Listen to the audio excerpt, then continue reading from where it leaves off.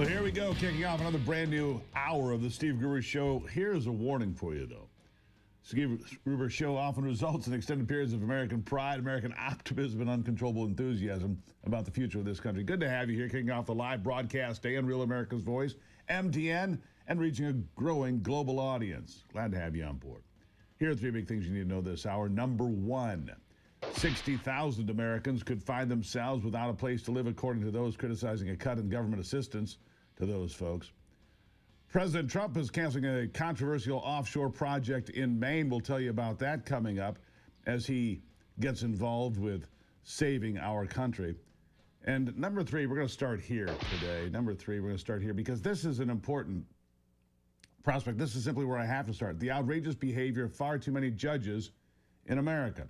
No one is above the law. That was the Democrat Party's favorite slogan during the unprecedented lawfare against Donald Trump the last several years. And it was repeated over and over again by the media stool pigeons ad nauseum. But the left-wing nuts, they're wringing their hands over the arrest of two prominent judges who are being accused of completely flouting the law while being paid to be the protectors of the law. That's right.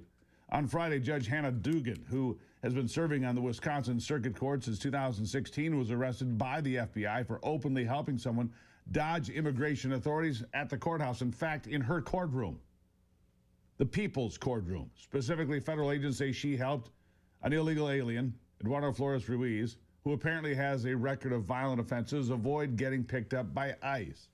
They say she led him and his lawyer through a private area of the courthouse, basically giving him a way to slip through the line past agents. ICE caught him later, but it took a foot chase outside the courthouse. Not good for public safety, but now Dugan's facing federal charges for obstruction and for hiding someone to prevent their arrest. She's denying the whole thing, of course. Says she plans to fight the charges. Her lawyer is also arguing that this really wasn't about public safety, that the situation was just handled badly. Well, Democrat leaders and so-called advocacy groups are calling it politically motivated and warning it could set a dangerous precedent for how judges are treated when they make tough calls. As if helping an illegal alien evade arrest is a tough call that other judges need to make. It isn't, and it's not. Or the Democrat mayor of Milwaukee. Trump's critics are focusing on how the arrest was made. They don't have a good answer for the actual crimes involved here. They're just upset about how the arrest went down. Listen to this. What happened here was just showboating. They're just trying to have this show of force, and in the process of doing this in a courthouse where people need to go for court proceedings, they're scaring people away from participating in the process. So if they are witness to a crime or something of the sort, they're not going to go and participate, and that makes our community less safe. So the issue is with how the arrest happened, not necessarily that there was an investigation. Again, I don't know all the things that happened there, but I'm saying that the way that they went about this, in this ham-handed, haphazard way that this administration has been doing since day one, it's driving people away, or has potential to drive people away from participating in court proceedings, which makes our community less safe. I want people to go to court. I want people to have their day in court. I want people to hold folks accountable in our judicial system, but the actions of this administration are driving people away from doing that, and that's not good for public safety in Milwaukee. Do you believe this man should be deported? I'm sorry? Do you believe this? Complete garbage. Trump derangement syndrome at its finest. Mayor Johnson says he doesn't have anything to say about the alleged crimes that Judge Dugan was arrested for, doesn't even know about them. Doesn't have any information about the illegal alien she helped elude law enforcement. Just has a lot to say about the way the Trump administration gets the job done, and they did get the job done. CNN's Zelly Honig has a simpler way to look at it. Of course, here it is. Looking at the complaint, let's strip the politics out of it. This is a crime. If they can prove what happened here, it is a crime. This judge, let's strip the Trump of it all out. Let's strip the immigration of it all out. Let's say law enforcement shows up at a building with an arrest warrant. They're looking for person A. Person B then says, hey, there's a secret escape door out back. I'm going to show you the way, and then ushers that person out the back door. That is textbook obstruction. That is textbook obstruction. Here's the secret way out the door. Yes, it is. See, when you get rid of the anti-Trump bias, it just makes sense. But unfortunately, Democrats and now judicial district courts across the country act incapable of acting in an unbiased fashion. They seem completely incapable of pulling that off. Here's what Attorney General Pam Bondi had to say about that. Listen.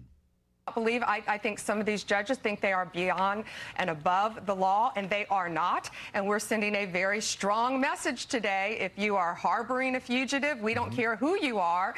If you are helping hide one, if you are giving a TDA member guns, anyone who is illegally in this country, we will come after you and we will prosecute you. We will find you. If I could just finish off with this idea, very significant development that you're arresting judges now. Now, it could be that the judges have engaged in terribly bad behavior and deserve to be arrested. But you know what critics will say? They'll say, "Oh, this is a government that is expanding the powers of the Article 1 of the Constitution. Now they're arresting judges." How do you respond to that? No one is above the law, John. No one is above the law in this country. And if you are destroying evidence, if you are obstructing justice, when you have victims sitting in a courtroom of domestic violence and you're escorting a criminal defendant out a back door, it will not be tolerated, and it is a crime. Yeah. The other judge that Pam Bondi is referencing there is Judge Joel Cano, the now former New Mexico magistrate judge. Joel Cano and his wife, Nancy, both arrested last week after a federal investigation linked them to a man believed to be part of the violent Venezuelan gang, Tren de Aragua. According to investigators, the Canos let this guy, 23-year-old Christian Ortega Lopez, an illegal alien, an undocumented immigrant, if you like that better, he was staying in their guest house at their Las Cruces home. He apparently crossed into the U.S. illegally in late 23, got arrested earlier this year for having firearms while here illegally, which is also a federal crime. Federal agents say there's a lot of evidence that tying Ortega Lopez to the gang, like tattoos, clothing, stuff he posted on social media as well. The Canos not only housed him, but reportedly had him working, doing small jobs around the property, even in Christmas pictures with the family. Even more seriously, Joel Cano allegedly destroyed Ortega Lopez's phone, provided him with an assault rifle, took him to the shooting range, and Nancy, she's accused of hiding another one and trying to wipe his Facebook account. So now they're both facing charges of tampering with evidence and conspiracy. Joel had already resigned from his position as a judge in March, and since then, the New Mexico Supreme Court has permanently banned him from ever holding a judicial role in the state again. So you've got the left criticizing the arrest of these judges. Judges that are clearly flouting the law, suggesting they are above the law. And this judge here, providing an AR-15 to an illegal alien with ties to Tren de Aragua, having a firearm when you're in the country is not, and not being a citizen is a federal crime. And then they tried to wipe the phones and hide the social media stuff, all of it. But the left would have you believe that somehow this is the Trump administration out of bounds. Please. The same standard you'd be held to, or I'd be held to. We'll take a break. We'll talk more about it because we haven't gotten to the federal district court judges who are completely out of control in this country. Nice to see you on a Monday. Hope you had a great weekend. I did. We'll be right back.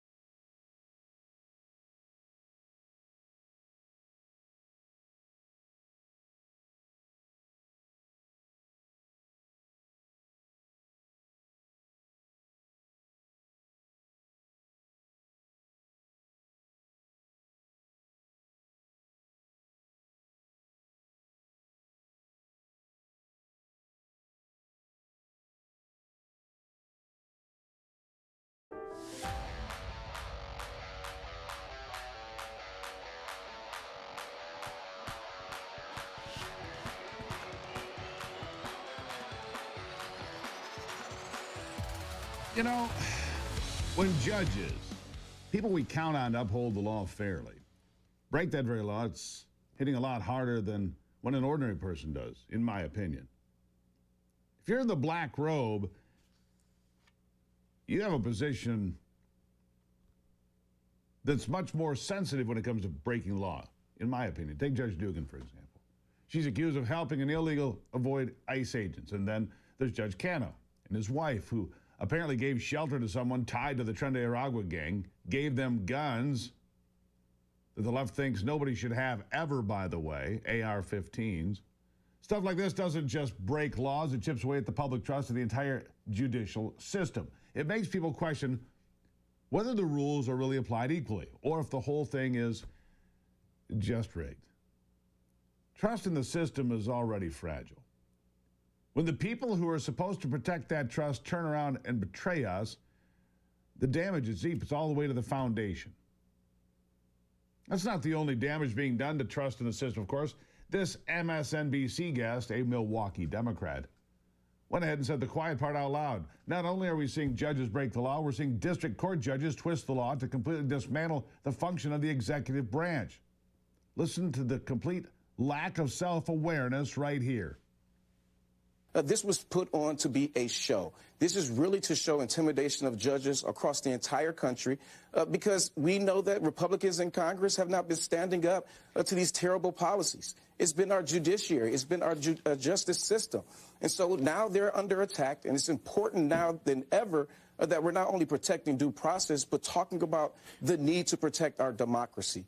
Our democracy is built on three different branches of government: the executive, the legislative, and the judicial. And when one of those branches are falling apart, that means our democracy is falling apart as well. So we have to stand up and really talk about this and bring these issues to light. Mm-hmm. He admits there are three branches of government, but then he calls on the judicial branch to completely negate the powers afforded to the President of the United States, a position actually elected by the people, 77.5 million of us, unlike that of district court judges who are only political appointees. Judges have increasingly stood in the way of the Trump administration's efforts to deport criminals here in the U.S. illegally. The latest being Judge Stephanie Gallagher, who has ordered the Trump administration to facilitate the return of a Venezuelan man who was deported to El Salvador, saying his deportation violates a class action lawsuit that the Biden administration settled years ago. We've got serious issues when Biden can grant temporary protected status to illegal aliens by executive order, but President Trump cannot revoke that temporary protected status to the same illegal aliens by a like executive order. Do you see the problem here? Joe Biden can issue the executive order, boom, they can stay. Trump says, no, they can't. They say, oh, you can't do that. It's unconstitutional. Here's Senator Tom Cotton's take on judicial interference. Listen.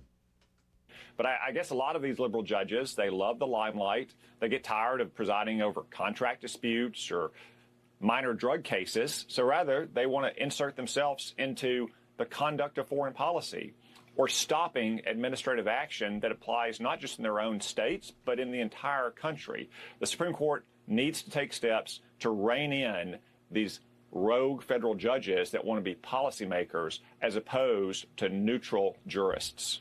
Yeah. Well, former House Speaker Newt Gingrich says we don't have to wait for the Supreme Court to act. There's talk about Congress reining in the powers of district court judges. What do you think of this? Listen. There's a great question from Incognito, who asked why Congress isn't doing more to deal with these district judges who seem so out of control. Well, I can talk about that because I actually testified at a Judiciary Committee hearing in the House just about a week ago, talking about the need to restrict district courts to local district decisions and not allow district court judges to make nationwide decisions that affect everybody as though they were an alternative president. I'm delighted to report that Congressman Darrell Issa actually passed a bill which would block district courts from having nationwide injunctions and instead limit them to their own district. It went through the House. Senator Grassley has a similar bill in the Senate. I suspect it'll pass, and I suspect that President Trump will sign it. So Congress is moving to put district judges back in their district and not allow them to pretend that they're alternative presidents. The way it should be. A district judge is basically a local federal judge. Now, whether it's Congress or the Supreme Court, someone has to stop these judges from completely neutralizing the agenda of a president who was voted in by the American people precisely for the agenda that they ran on. Another case in point, U.S. District Court Judge Landia McCafferty has blocked Trump's education department from cutting funding to schools that practice DEI. McCafferty says the department's directives against DEI are unconstitutionally vague. But how is it constitutional for our dollars to go toward a university's attempts to treat students differently based on race? The Supreme Court already ruled 2 years ago that universities cannot use race as part of college admissions. Why should it be part of education? And even more so, why should I be on the hook to pay for it? Am I supposed to pay Michigan State to treat my daughter differently if she were a student there because she wasn't born black or Hispanic? I don't think so. The framers of our great Constitution never intended for the judicial branch to dictate policy. In the Federalist Papers, Alexander Hamilton once referred to the courts as, quote, the least dangerous branch because its power over the executive and legislative branches was intended to be much more minimal than we're seeing today. These arrests of judges Hannah Dugan and Joel Cano are a good step toward holding these judges accountable, but we're up against many more who might not deserve a spot behind bars, but who are breaking their oath to the Constitution in favor of partisan rulings, and it has to stop. This is why many of us are calling on Congress to do its damn job, impeach those on the bench that are defecating, frankly, on the Constitution while claiming to occupy the moral high ground. I, for one, have had enough. How about you? By the way, follow me on X today. I'd appreciate that. We're trying to find 25 new followers today. Are you one of them? Maybe. If you are, go and answer the question of the poll. I put it up late last night. We've had 25,000 looks, 7,000 votes. Do you approve of President Trump on the job he is doing 100 days into office? Follow me on X. Cast a vote this morning. I'm going to tell you some of those results after the break. Do you approve of Donald Trump in office? 100 days in. Tomorrow is 100 days. What do you think of it? Follow me on X. It is The Steve Gruber Show.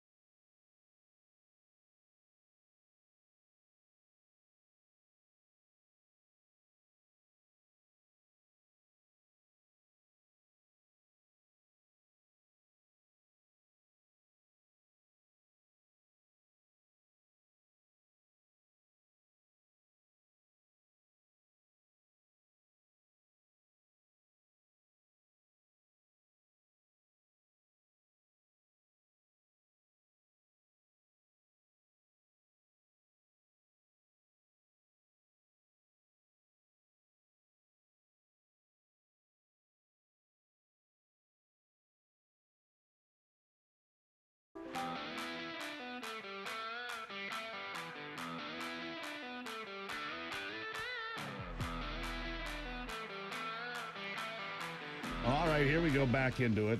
Let's see here. We've got about 7,000 votes in the door so far. We've got another 8 hours left on the clock here, so I'd like to get a few more votes in. So, again, we're looking for 25 new followers on X this hour. Could be you, and if you do that, please vote. It's pinned at the top of the page. Do you approve of President Trump on the job he's doing 100 days into office? Out of 7,000 votes, 83.9% say yes, 12% say no, 1.1% are not sure, and 3% say it's a stupid question. What say you? Donald Trump coming to Macomb County, Michigan tomorrow. I'll be there for you. I'll be covering that event for Real America's Voice and for MTN and all the other networks we work with and for. He's coming to Michigan. Donald Trump has always, in my conversations with him, he's always made clear he considers Michigan to be ground zero. He considered it to be ground zero in his election efforts in 2016. He won here by 10,000 votes, just over. He won here by just over 80,000 votes in 2024. 2020, who knows what happened in Michigan. Can't be quite clear on that, but he's always considered Michigan to be ground zero, so he's coming here to mark 100 days of his time in office, and we welcome him here, and we will be giving you complete information and coverage when it comes around. Your health is your most valuable asset. At the Wellness Company, they're here to protect it. From daily essential supplements to specialized immune boost formulas, the doctor-developed products are designed to help you feel your very best naturally. It's not just about supplements, though. As a member, you'll have access 24/7, virtual care, exclusive discounts, personalized wellness plans tailored to fit your needs, not my needs, your needs. Custom. Just go to twc.health/Gruber. Explore the wide range of wellness solutions that twc.health/Gruber, and use the promo code Gruber to save 10%. Of course, you know about the great emergency kits they have. Those are there as well. The Wellness Company, healthcare that works for you. Again, twc.health/Gruber. Use that promo code Gruber. You'll save 10%. After the break, we're going to talk about where we are in the markets. They look like they're going to be flat. A lot of the turbulence has leveled out over the last week. But where are we going forward? Terry Sawchuk will break it down for us straight ahead.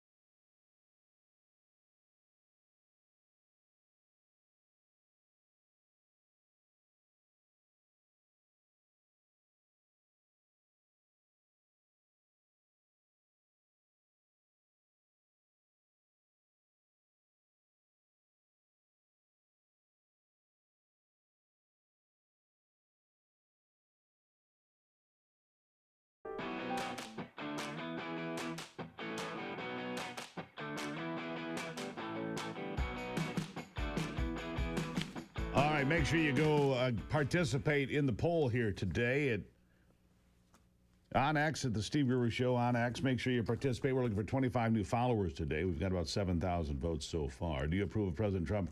The job he is doing 100 days into office, and I ask you that. He'll be in Macomb County, Michigan tomorrow.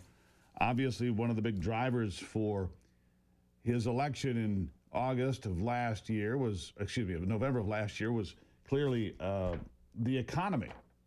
The economy drove him to victory in large part, that and immigration, but it's the economy that is on a lot of people's minds because of the tariffs and everything else. Terry Sawchuk, the founder of Sawchuk Wealth, joining me now. Terry, nice to see you today. Good morning, Steve. How you doing, buddy? I'm good. Looking at one of the things that I keep, there's certain measurements that I make. I'm not a professional like you are, but I look at different things like the price of gas. Today, it's lower than it was a week ago. It's about 50 cents or more lower than it was a year ago. So the gas keeps getting cheaper. The price of oil hovering between about $61, $65 a barrel, which is good news for the consumer overall. And that's just one measurement of the economy. I also look at the futures of the market today. It has leveled out some after some really rough water here a couple of weeks ago. What are you seeing as we start a new week? Yeah, I think the market has found a little bit of kind of a level point, if you will. I would caution you, though, we're somewhere between 4 and 5% below the 200-day moving average, and that acts as a magnet. So we'll see once the market gets up to that level, whether it can hold and break through or whether it acts as resistance and pushes it back down. There's a lot of there's just a lot of data coming out every day. We're making some progress on trade agreements, although I haven't seen anything in writing yet. There's just China keeps saying we're not talking to Trump, and Trump keeps saying we're talking to China. So I'm not sure how that's going to play out, but I suspect they are probably having conversations. I read an article by Gordon G. Chang, who I think is pretty well versed on China. Just came out from the Gatestone Institute yesterday, I think. He thinks that China is folding because he pointed out that China is not implementing its tariffs across the board. In fact, there are a whole host of things that are not being included in China's tariffs for goods inbound to their country. He says it's a sign that Xi knows he can't go toe-to-toe with the American economy. It's just a tea leaf, one of many. What do you make of that? I think Gordon Chang's pretty smart. I don't know enough to tell you whether I think that's true. What I can tell you is that I think China's got a problem because it's not so much that they need to sell the stuff to make money, not that they don't want to make money. The problem is they need to keep the manufacturing going because they need to keep their workers employed. So if you take the United States, the biggest consumer in the world by far, and you remove them from the equation, who are they going to sell their stuff to? I mean, there's just no other single economy in the world that's even close. You could argue they could sell into Europe and other places, and that's possibly true, but I don't think they can make up the volume anywhere near it. So the problem for Xi is that he needs to make sure that those manufacturing plants stay open, because if you get a whole bunch of people that don't have jobs in China anymore, that's a problem for him. And that's an existential threat. That's not an economic threat. Yeah, that's a problem for him. All right, so there's been a stabilizing of stocks, I suppose. But you have pointed out that there's a lagging economic data showing pretty good slowdown in economic activity. That's one indicator. You think we could be retesting lows in the stock market still to come? I mean, that's still possible. We could see another drop in the market. It's stabilized pretty well. I think the overall drop was between 7 and 10 points, maybe a little bit more in some places, but it's leveled out there. And people are buying. I was talking to people over the weekend. They're like, I'm buying. I was talking to people that they're fired up. They're buying right now, and they think it's a good time. Is it a time to buy? I think it's too early yet. Now, the reality, Steve, is I think we end up in the same place, at least I think, which is the Fed's probably going to have to cut rates. I mean, your point about oil earlier is an important one, right? Because oil goes into everything. It's not just oil that goes into your car for gas, but virtually everything that we make, right? So that's a huge input cost that's going down.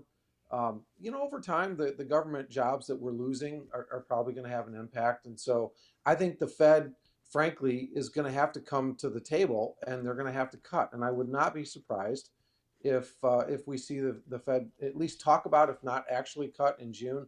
And that's when you want to buy with both hands. Between now and then, I'd be cautious because I think we could get in. I'm not saying we'll get all the way down to retest the lows, but I definitely think it's possible. So when the Fed cuts, that's the time to jump in. If you got some extra money sitting there, you got some money sitting in a money market, it's protected whatever you have for cash, even if it's a little bit, a good time to buy. That's what you're suggesting. I think that's the all clear sign potentially. You just never know for sure. But my guess is that the way that so some of the leading indicators are coming in, the tariffs are going to start to show, an impact on some of the things that are important that the economists measure, and they're going to slow down. And so you take that coupled with the fact that inflation has really come down a bit. And I think the Fed, if you look at another example is the 10-year Treasury, it's at 4.26 right now, right? So that's below the federal funds rate. So it just makes no sense for Powell to be so stubborn about this, other than I just think that, he doesn't really want to do anything that's going to support Trump. Yeah, he is a bit political.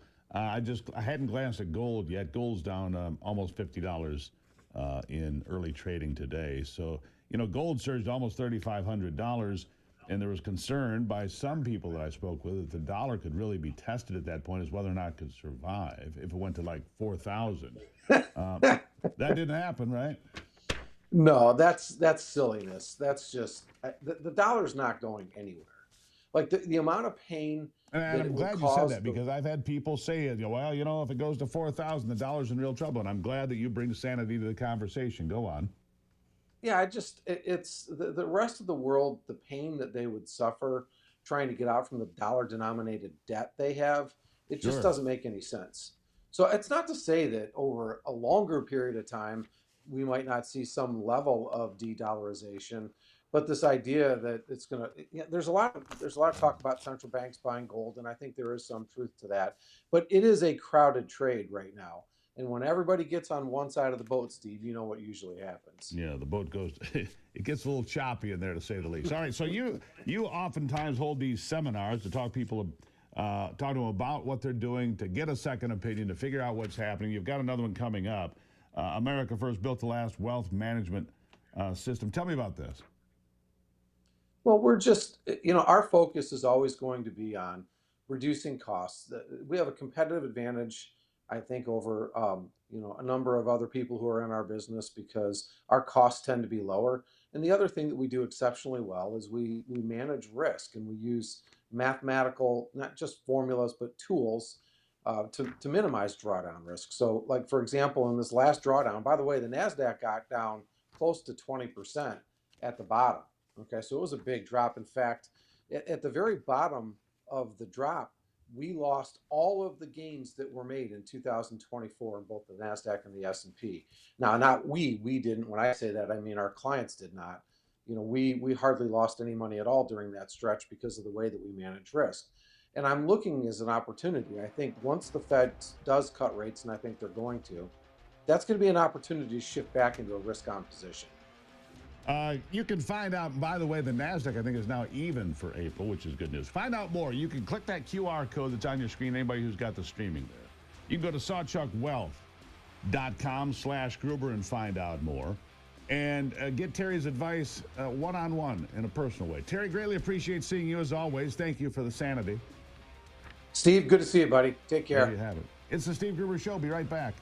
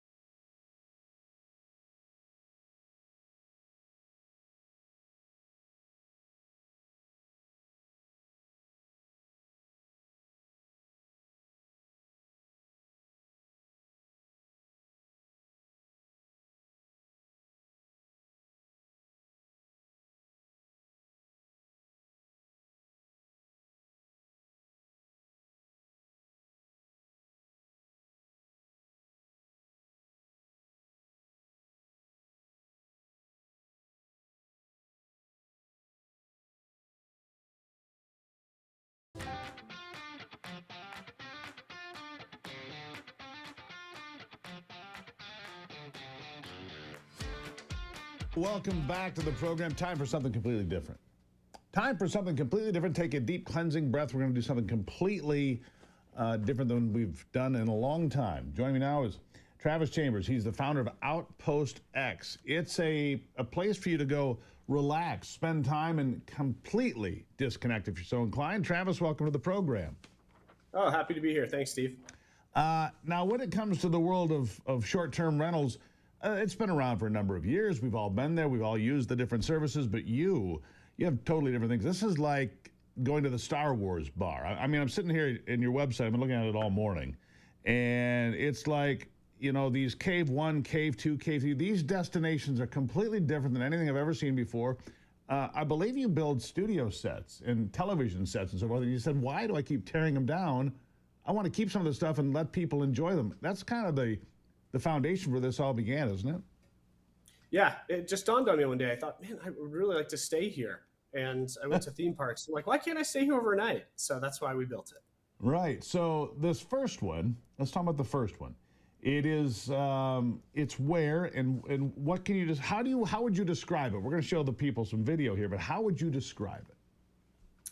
It's an otherworldly apocalyptic sanctuary. So our story is that this planet's been destroyed and these people are rebuilding this place. And so you get to kind of leave the world you know behind and kind of enter this whole new world. So we're in this niche called unique stays, and you've probably seen, you know, these crazy Airbnbs that people are doing.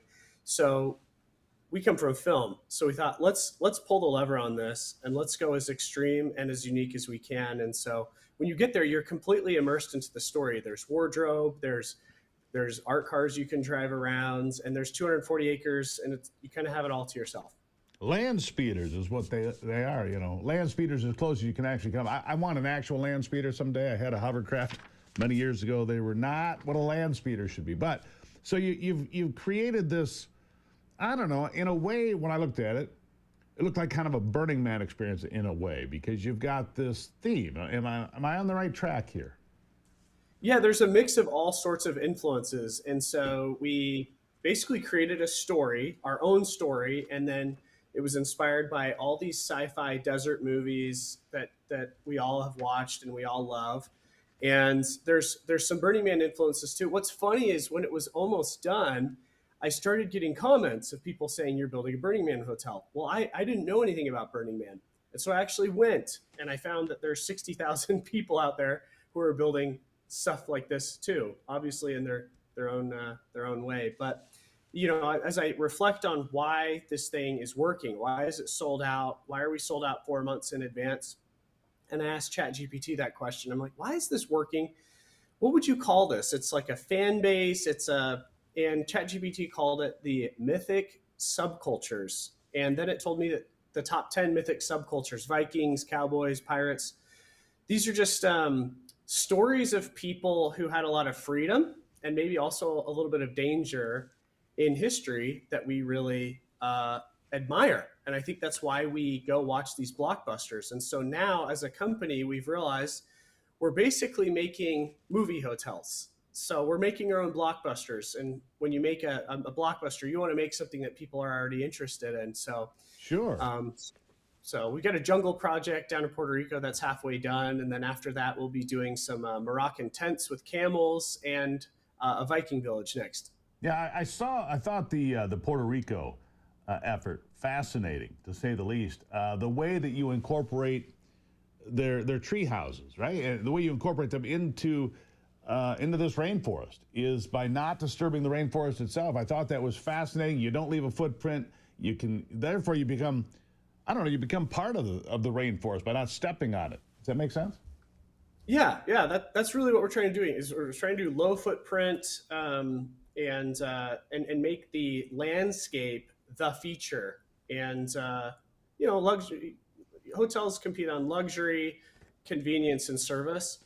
So we're kind of throwing that all out the window, and we're competing on story and viral experiences and topography. So we always try to pick landscapes where the landscape is the hero in the story, because, you know, the landscape tells you where you are.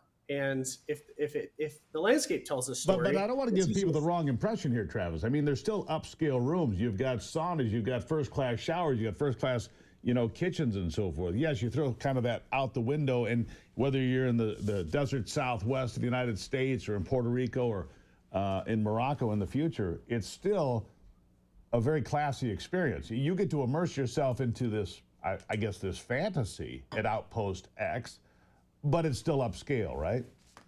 Yeah, that's a great way to explain it. I'd say it's like the highest end glamping that you could have.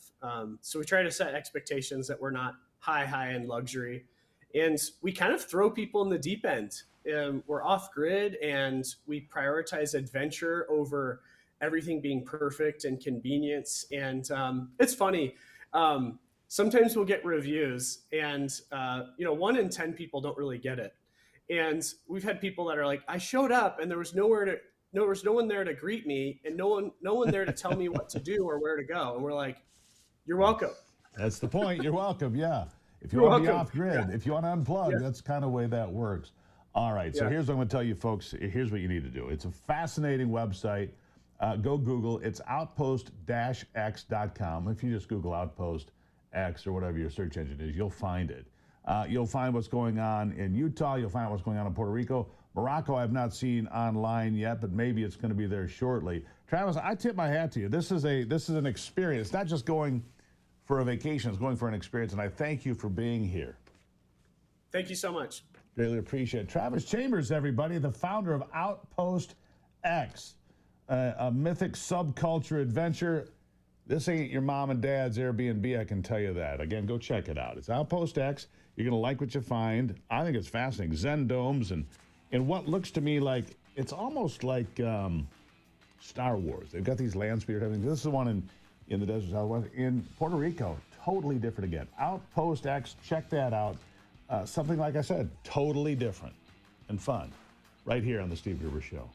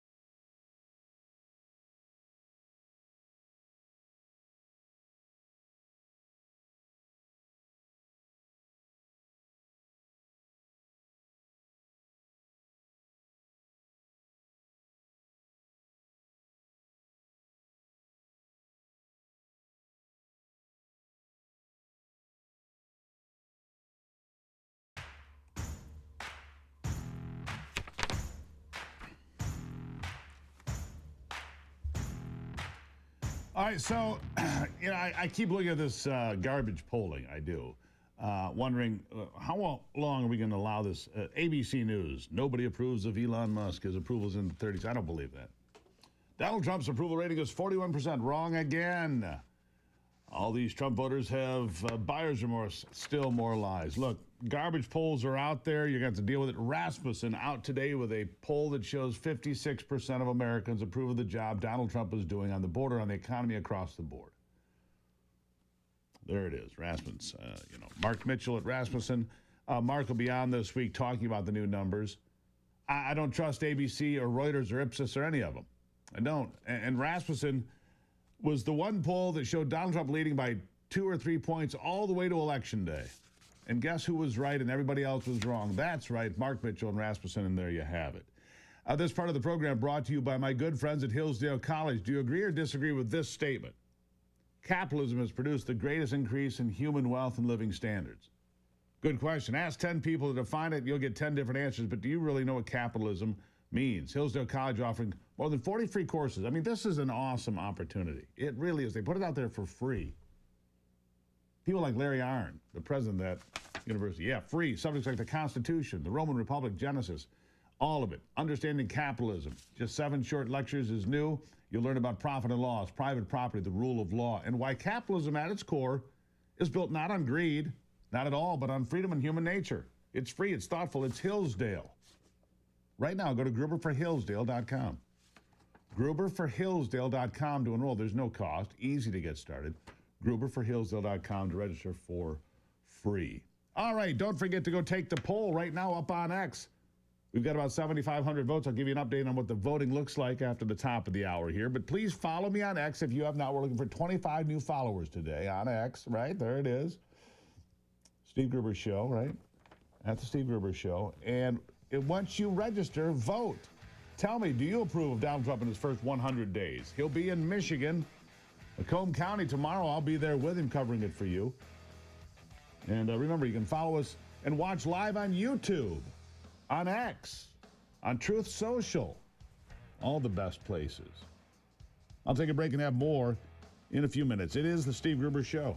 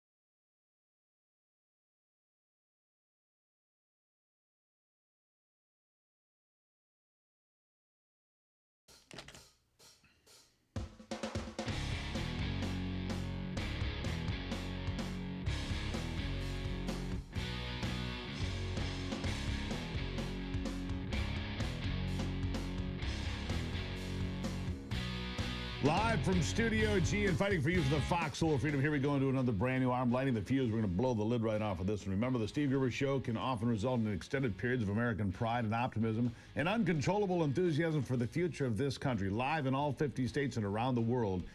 It is a dirty job, but Mike Rowe's not here, so who's going to do it? I am. Three big things you need to know. Number one, the investigation into that horrible Black Hawk collision with a commercial jet in Washington a few weeks ago has revealed the pilot was at fault, ignored multiple warnings from her co-pilot before the crash. Number two, President Trump set to celebrate his milestone first 100 days in office with a stop in Michigan. I'll be right here for you, covering it for Real America's Voice and MTN. And number three, let's talk about this. The media has failed us. The media has failed us. The fourth estate. The mainstream media has failed us too many times, remember, over the past decade. It began in the 1970s when the media surged left and celebrated the eviction of Richard Nixon from the White House. And in retrospect, the whole thing looks pretty damn dubious to me. In fact, you have to wonder today, did Nixon, the most popular president up to that time in American history, did he get framed and destroyed? That's a good question. More of that for a later day. But let's start with this. The absolutely false Russia collusion story, or the false story about what President Trump said in Charlottesville, Virginia, or the repeated lies about him with classified documents. It goes on and on. The media has become so dishonest, the Washington Post and the New York Times won't even return the Pulitzer Prizes they won on false pretenses for the Russian story. That, as we all know now, was every bit of it, all fiction, bought and paid for by Hillary Rodham Clinton. But that's not the worst of it. The worst of it came when reporters regurgitated the lies pushed out by their Democrat friends about the health and well-being of Joe Biden. First in 2020 and then for 4 years in a row. The stories of Joe being bewildered and wandering around the White House, naked and incoherent, were not just whispers. It was common knowledge for people inside the White House. And someday soon, I guarantee you this, some staffer that was there is going to write a book about the whole thing. And once again, the light will come pouring in. That person will get discredited by MSNBC and CNN and all the left-wing media, but it's going to come out. And over the weekend, at least one guy working on the left side of the media began to tell the truth. It was a good start. He began to tell the truth. At the White House Correspondents' Dinner, we got this from Alex Thompson, one of the principal writers at Axios, the far-left political website. He stepped to the podium to accept an award and then said this. Here it is. And the White House Correspondents Association is as necessary as ever. President Biden's decline and its cover-up by the people around him is a reminder that every White House, regardless of party, is capable of deception. But being truth tellers also means telling the truth about ourselves. We, myself included, missed a lot of this story. And some people trust us less because of it. We bear some responsibility for faith in the media being at such lows. Tepid applause at best. I say this because acknowledging errors builds trust, and being defensive about them further erodes it. We should have done better. Yeah. You should have done a lot better. And that was a good start to admitting how dishonest the media has been. The White House Correspondents Association, wildly dishonest about the state of Joe Biden. It was common knowledge, people. Him wandering off and taking naps, babbling incoherently, wandering off from the Secret Service and wandering around the lawn of the White House. Hell, a lot of it's on tape. A lot of it's on tape. Yeah. So here's more. Secretary of State Marco Rubio pointing out again how dishonest the media is every single day, calling them out just yesterday. Listen to this. On the headline, that's a misleading headline. Okay, 3 U.S. citizens, ages 4, 7, and 2, were not deported. Their mothers, who are legally in this country, were deported. The children went with their mothers. If those children are U.S. citizens, they can come back into the United States if there's their father or someone here who wants to assume them. But ultimately, who was deported was their mothers who were here illegally. The children just went with their mothers. But it wasn't like, you guys make it sound like ICE agents kicked down the door and grabbed the 2-year-old and threw him on an airplane. That's misleading. Yeah. That's just not true. Just to be clear, because I do want to get to the overhaul at the State Department, is it the U.S. policy to deport children, even U.S. citizens, with their families, and I hear what you're saying, without due process? Just to be very clear there. Well, no. Again, if someone's in this country unlawfully, illegally, that person gets deported. If that person is with a 2-year-old child or has a 2-year-old child and says, I want to take my child with me, well, then you have two choices. You can say, yes, of course you can take your child, whether they're a citizen or not, because it's your child. Or you can say, yes, you can go, but your child must stay behind. And then your headlines would read, U.S. holding hostage 2-year-old, 4-year-old, 7-year-old while mother deported. He's exactly right. Dishonest headlines. Admitting that you lied about the Joe Biden situation is just a small step. The media's out there with polls today saying Donald Trump is only getting a 41% approval rating. Wrong, false, lies. False polling to try to guide public opinion. We'll see how it worked in Canada as they go to the polls, I think, today. Meanwhile, Bill Maher smashing the left on ivermectin.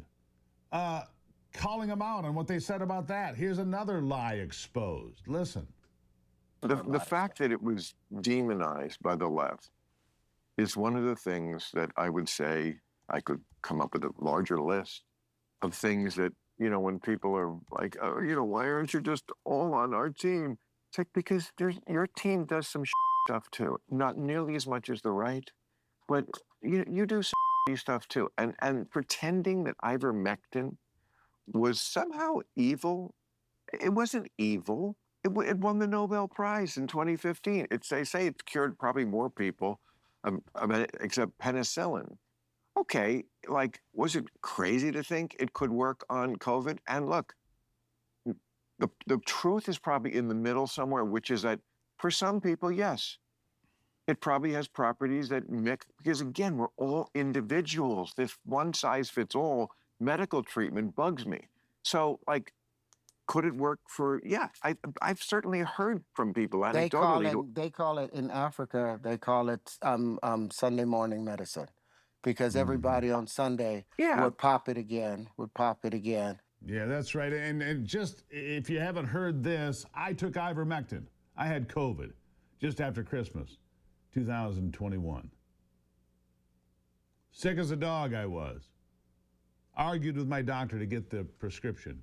She relented. I got the prescription. Within a few hours, I've gone from being very, very ill to being almost not ill at all. I rebounded quickly. Ivermectin, say what you want. I know what I believe. It helped me. All right, still to come today. Canada's election is today. Today could be the end of it for Canada. Because if they elect Mark Carney, Alberta, Saskatchewan, and Manitoba say they'll be out, and they can do that. They'll say they will leave Canada and ask to join the United States. I say yes if that happens, by the way. We'll be right back.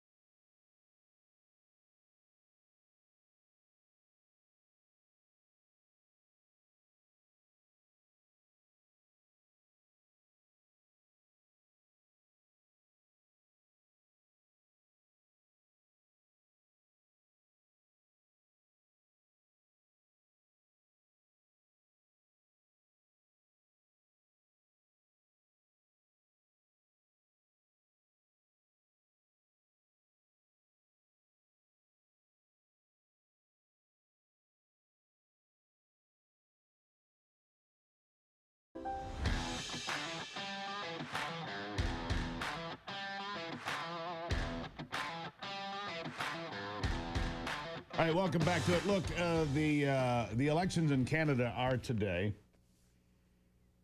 and Mark Carney, Justin Trudeau resigned here recently, and by doing that, he got himself out of the conversation.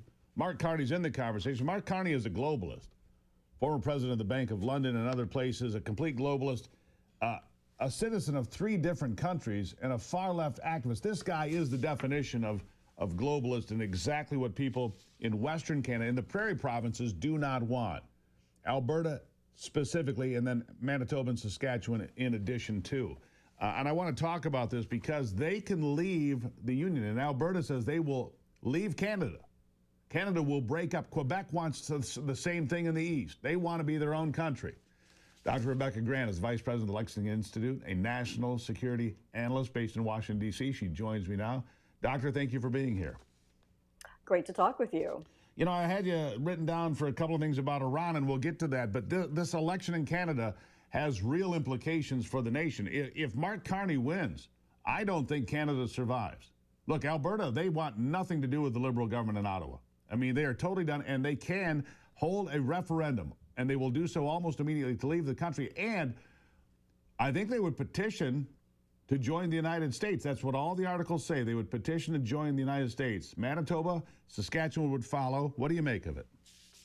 Oh, Canada. Well, you hit the nail on the head when you said that the Western provinces are really tired of the Liberal Party, and everyone thought that the Conservatives and Pierre Poilievre would be getting in really easily. But with the quick changes in politics, Carney's looking very strong. And there have long been systemic issues out where the Western provinces, you know, they have all the oil and the ability to stand on their own. What they do in the end, I don't know. But I think right now we're seeing a lot of politicking. I wouldn't be too surprised to see a referendum. But, you know, to get it done, actually, Canada's head of state is King Charles of Great Britain. It would have to go through him in the end. Yeah. And I wonder how that would affect the U.S. and Canada in the long run. Well, how would it affect the world and the balance of the world, Doctor? I mean, Canada is one of the Five Eyes. It's part of, you know, part of the NATO coalition, part of, you know, this Western alliance, all of it. If Canada breaks up, look, Quebec has wanted independence. People in Quebec have wanted independence my entire life. They came close in the 1980s. Now we're back. And if Alberta says we're out, Manitoba and Saskatchewan will follow them. And think about the damage it would do to the Democrat Party in this country if they did petition to become part of the United States and were accepted. You'd end up with three new states potentially, 6 new conservative Republican senators. Can you imagine? What a change, right? And I wonder, because the maritime provinces of New Brunswick, Nova Scotia, PEI, Prince Edward Island, of course, Newfoundland, they are also very close to the United States. So I wonder if it might not be Quebec ending up on their own. Who knows? I got to point out, though, of course, Canada is really important to our defense with the North American Air Defense Command. They're a huge defense partner. And when we think about Golden Dome and other missile defense projects that Trump has underway, Canada has to be a part of that. Just grab the globe and look down and you see how important Greenland and, of course, Canada are. They really are the northern buffer against Russia and China and so many others. So we need to keep that super close defense cooperation with the Canadian territories for sure. By the way, Greenland bowing up here yesterday with the premier of Denmark there saying, we are not for sale. Well, maybe you are, but they are critical, and the United States has a military base in the Arctic there, in northern part of the island, so we'll see what happens there. Meanwhile, let's shift gears a little bit, Doctor. What about this momentum to take out Iran's nuclear ambitions? I don't think that anybody in America wants a war. I think it's one of the things that Donald Trump could do that would turn people off, getting involved in a war, regardless of who it's with, unless we're hit first. I think it has bad political ramifications, but they do want to stop Iran's nuclear ambitions, which is the right thing. They should not have nuclear weapons. Where are we in this conversation? There is actually progress being made in talking with Iran, if you can believe it. I agree with you. President Trump is actually very cautious on his use of military force. He doesn't want a war either. But he tells us 2 or 3 times a week that the options to strike a limited strike on Iran's underground nuclear facilities, that option's still on the table. And hey, Steve, more than that, Those options are deployed in the Middle East right now. 2 aircraft carriers, B-2 bombers rotating in and out of our base in Diego Garcia in the Indian Ocean. They're the ones that carry the massive ordnance penetrators that could do a limited precision strike. So 2 things have made Iran come to the table. One, their failed attacks on Israel last year, and our Navy, our Standard missiles helped defeat that. Also now our U.S. military pressure that is attacking the Houthis, yes, but also showing Iran that those options to strike, I mean, they could go any minute. They are ready now. And that military pressure has caused Iran's president and foreign minister to say to the Ayatollah, hey, we got to talk. And so we've had 3 rounds of talks, and they are making some progress. I've had people on this program recently who say that Iran is at its weakest point since the revolution in 1979. Would you agree with that? Yes, partly because their economy is terrible, and they've seen that their military power is really much less than it was. Hamas is devastated, Hezbollah is torn up, and the Houthis are under attack. And most of all, Iran can't really strike, beyond their own borders with any effect. Israel took out a lot of their air defenses. We could do even more. So that's why the military pressure is working. It's making the Ayatollah realize that that regime may not be stable unless they can come to a nuclear agreement. Now, that said, they're very recalcitrant. They are still very dangerous, and it's going to take a lot of work to get a real deal that would take away the enriched uranium they shouldn't have and stomp on their missile programs as well. And don't forget, China continues to support Iran with oil purchases. To meddle in the affairs of the globe. Dr. Rebecca Grant, Vice President of the Lexington Institute. Greatly appreciate your insights and wisdom here today. You come back anytime. Thank you. Greatly appreciate it. There it is. We'll take a quick break. It's the Steve Gruber Show. Make sure you go and vote. I'll give you some updated returns on your feelings about Donald Trump's first 100 days in office. Go to X. Cast your vote now and follow. I'll be back.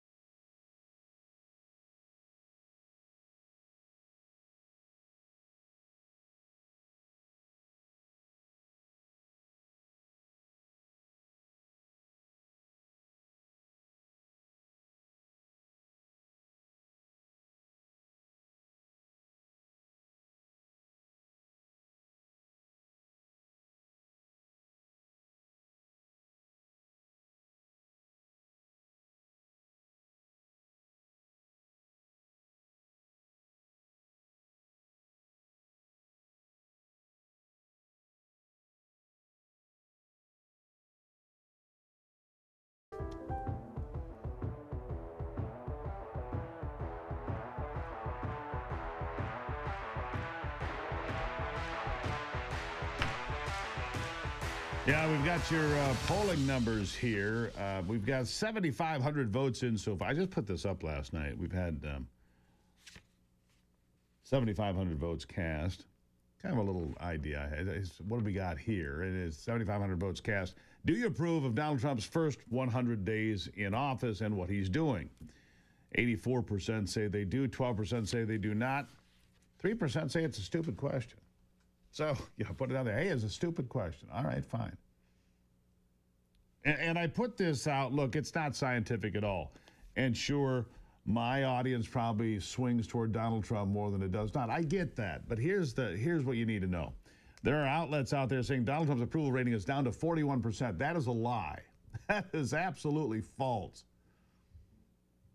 Mark Mitchell today will release a poll, if he hasn't already, showing that Donald Trump has an approval rating of 56%. 56%. That's right. And so if you get the idea that Donald Trump is, falling in popularity, don't buy into that. Do not buy into that. It's just nonsense, and I can assure you that there are a lot of polls out there that mean absolutely nothing. And that, ones that show 41% support, that would be part of it. That would be part of it. This part of the program brought to you by 1775 Coffee. Look, we're coffee snobs in this house. We are. So when 1775 Coffee, they reached out to us and said, hey, we'd like to back your program. And I said, gosh, I appreciate that, but I'm going to need to try the coffee first. It's kind of the way we are. The money's fine. You want to be a partner? That's great. But how's the coffee? We're coffee snobs here, Ivy and I. So this is premium peaberry that I have in my hand. This is very rare coffee, by the way. Coffee usually comes 2 beans to the pod. Peaberry comes 1 bean to the pod. It's very rare, and it's really exceptional. This all comes from Bolivia, by the way. Some coffee is sweet, some coffee is corporate nonsense, and there's 1775 Coffee. Bold, high quality, built for those who refuse to compromise. Hand-picked, high-altitude, single-origin beans roasted to perfection. No toxins, no shortcuts, just damn good coffee. You want in? 1775coffee.com/Gruber. Use the promo code Gruber. You'll save 10% on your coffee. You'll be glad you did.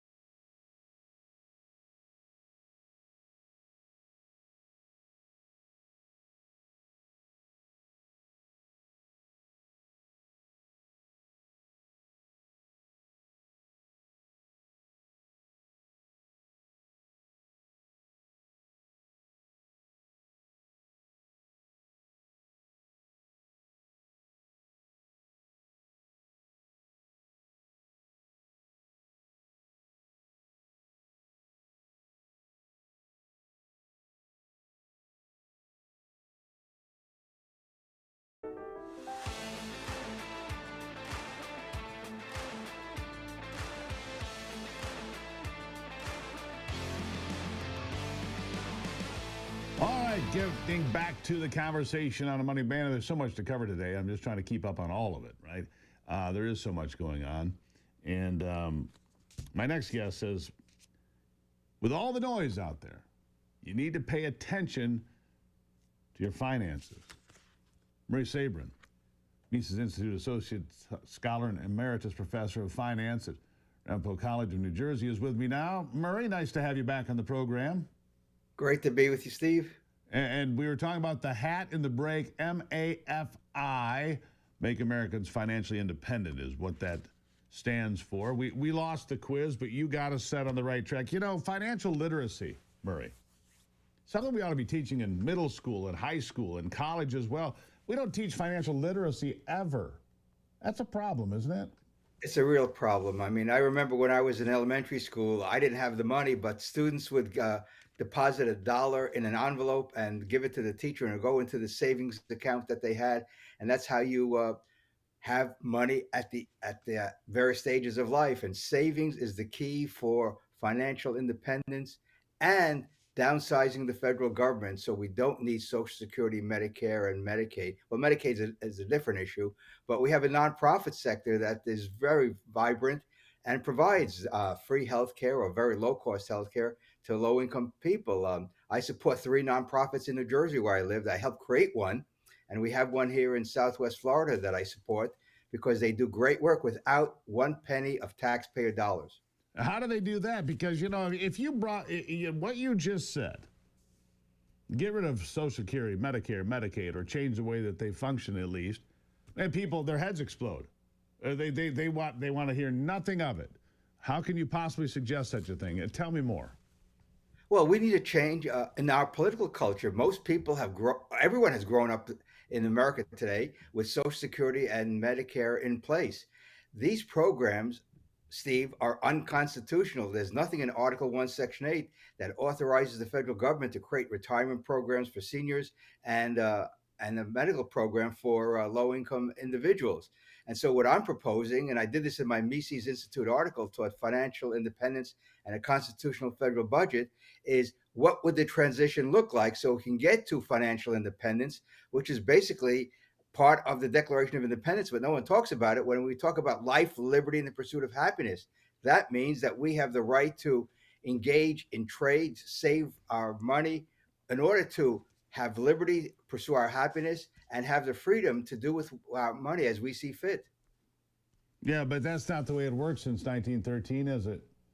You know, remember? Well, that's it. 1913. The income tax was 1%. It was 1%. It was never going to get higher. And here we go. Bam, gets smashed. Well, it was 1 to 7%, and we also got the Federal Reserve. So 1913 effectively was the counter-revolution to 1776 because it placed so much power into the federal government. And now look where we are: $37 trillion national debt, $7 trillion budget with $2 trillion deficits. We have income tax rates that the founders would be astonished at, that the American people, some of them, are paying up to 40% or more at the marginal rate on their income. This is not a free economy. This is a very managed economy.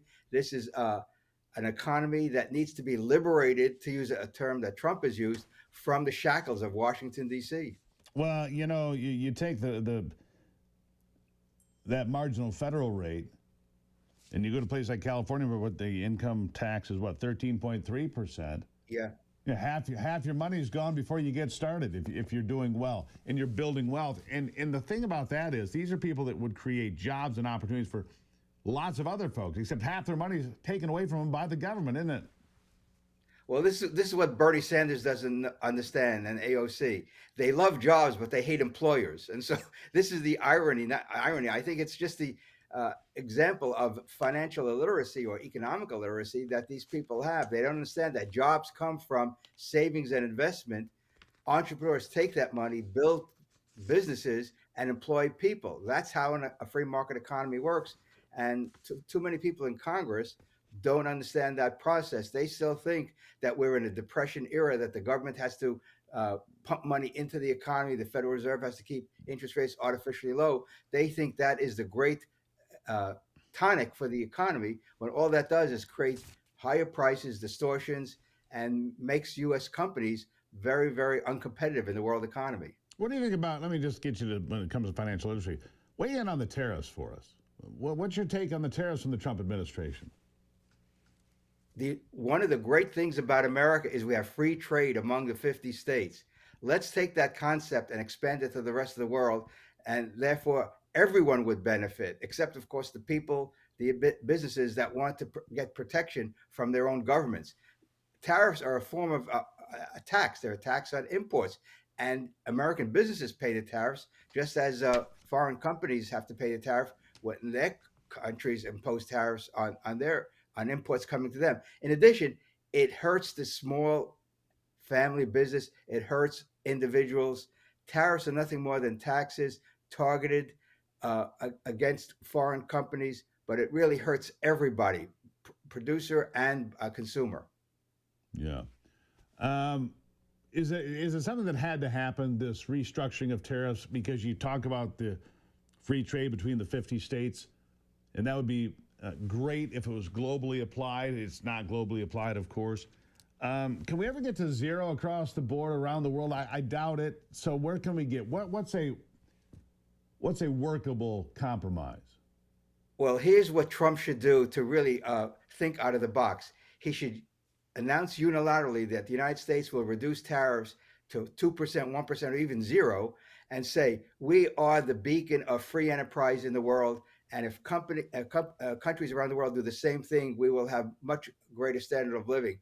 In addition, what I would recommend that he do is that if he wants companies to come to produce in America, he should call for the elimination of the corporate income tax. This way, the United States would be the most attractive place in the world to do business. The corporate income tax raises $530 billion. We can cut the budget by $530 billion in a snap. I'm not far from Mar-a-Lago. I can show Trump how to do that. Oh, there you go. Appreciate that, and I appreciate you being here, Murray. Greatly appreciate your insights on all of this. Come back anytime. Thanks so much, Steve. There you have Murray Sabrin, Emeritus Professor of Finance, Ramapo College, New Jersey. There you have it. This is a big story I talked about at the top of the show, but I have not gotten to it yet. It's a big story to me out of Colorado Springs. The DEA, Rocky Mountain Division, led a multi-agency operation early yesterday, arrested 114 illegal aliens at an illegal nightclub in Colorado Springs, an underground nightclub. What did they have there? Well, they had illegal drugs, they had hookers, so they had human trafficking, and they had a dozen members, U.S. active military, acting as their security. A dozen active U.S. military personnel security for the place. It's been under investigation for months. Anybody, I'm saying, if somebody was not there standing guard when the raid happened, doesn't matter. They've got your number. So 12 members of the military are behind bars today, waiting adjudication. Attorney General Pam Bondi applauded the operation. It included 300 folks across multiple agencies, the FBI, the Bureau of Alcohol, Tobacco, Firearms. They got it done. Cocaine, meth, pink cocaine seized. TDA, MS-13 terrorists were there. 114 illegals taken into custody.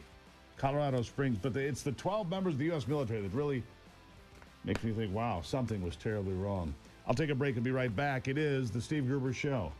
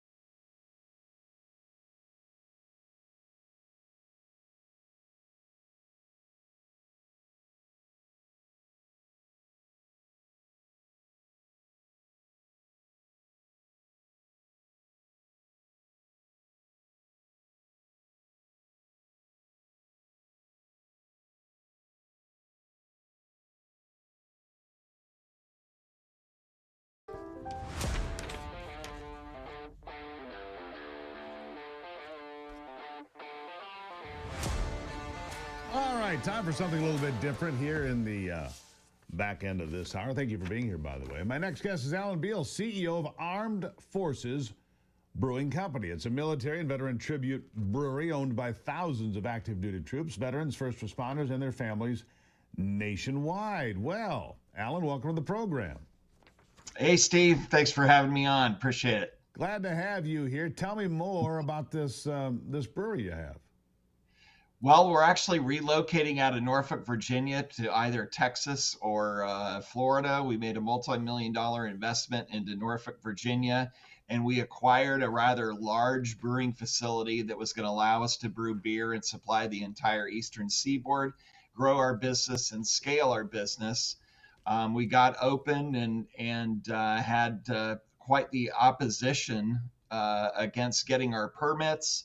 And that opposition escalated after we did get our permits from the city council in Norfolk. Wait a second. Hold on. It was an existing brewery.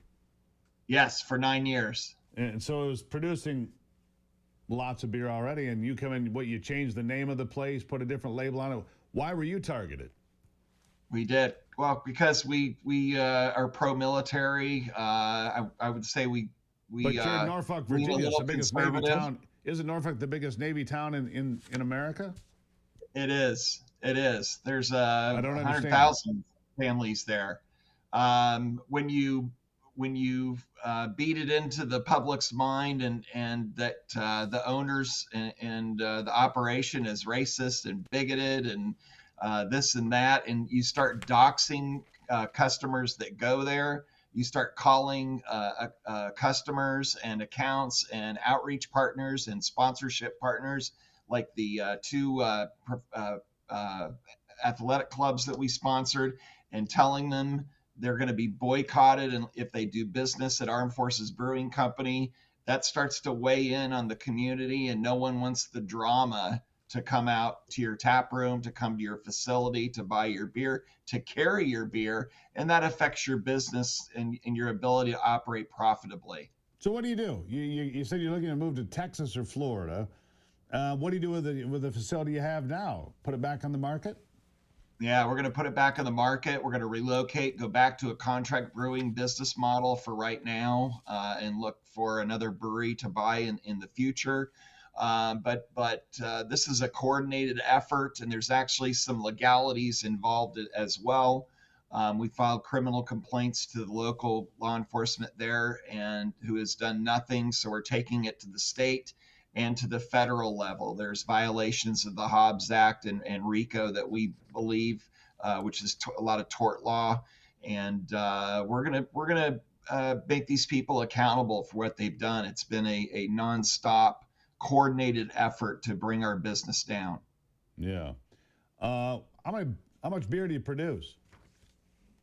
We're producing about 2,000 barrels a year, getting ready to scale out. Our beer was picked up by a lot of chains like Publix and Walmart, Total Wine, Winn-Dixie, a lot of grocery store chains. We were getting ready to start producing beer for C-stores like 7-Eleven and Quick Trip and Wawa. And that's all come to a halt now because of this. We really wanted to scale our business out of this brewery here. Can you survive this? I mean, this is a massive disruption of your business, Alan. Can you survive it? Not operating in Norfolk, Virginia. Admirals are having their retirement parties at our brewing facility, and then they're doxxed online on X or on Facebook for doing business with bigots and racists, a racist company like Armed Forces Brewing Company. So, like I said, we're going to relocate, Steve. Yeah, and that's what I'm saying. Can you survive relocating? I mean, you're ripping the bush out by the roots and replanting it. Can it survive? We're going to have to. We're fighters, and we've got a great product, and we've got a great team, and we've got a great mission out there. I can't believe that people would attack you to such a point that they would. I mean, how many people do you employ? Yeah, we were employing 22 people there. We had gotten a tax incentive program from the state of Virginia to hire and employ veterans there as well. So at our peak, we had reached about 22 employees. Now we're down to me. Yep. Unbelievable. Unbelievable. Alan, I wish you well. If people want to find out more about Armed Forces Brewing, where can they find it? They can go to www.ownarmedforcesbrewingco.com. Armedforcesbrewingco.com. Sir, look, I wish you the best. You come back and give us an update, would you please? I sure will, Steve. Thanks for having me on, too, and thanks for what you do for America. Thank you so much. Greatly appreciate it. Alan Beal, everybody. Can you imagine? They dox him and attack him and smear him and run him out of town. It's a beer company operating what's been a beer factory for a decade. Unbelievable. Maybe you heard about this. Kristi Noem had her bag stolen from a restaurant here a few days ago. It had $3,000 in cash and other personal belongings. Well, the person was arrested Saturday in D.C. An illegal alien. I know you're shocked to hear that. An illegal alien arrested for stealing Kristi Noem's bag. Yeah, they're still looking for a second suspect in the theft. But, and I saw people online, why did she have $3,000? The left, why would she have $3,000 in cash?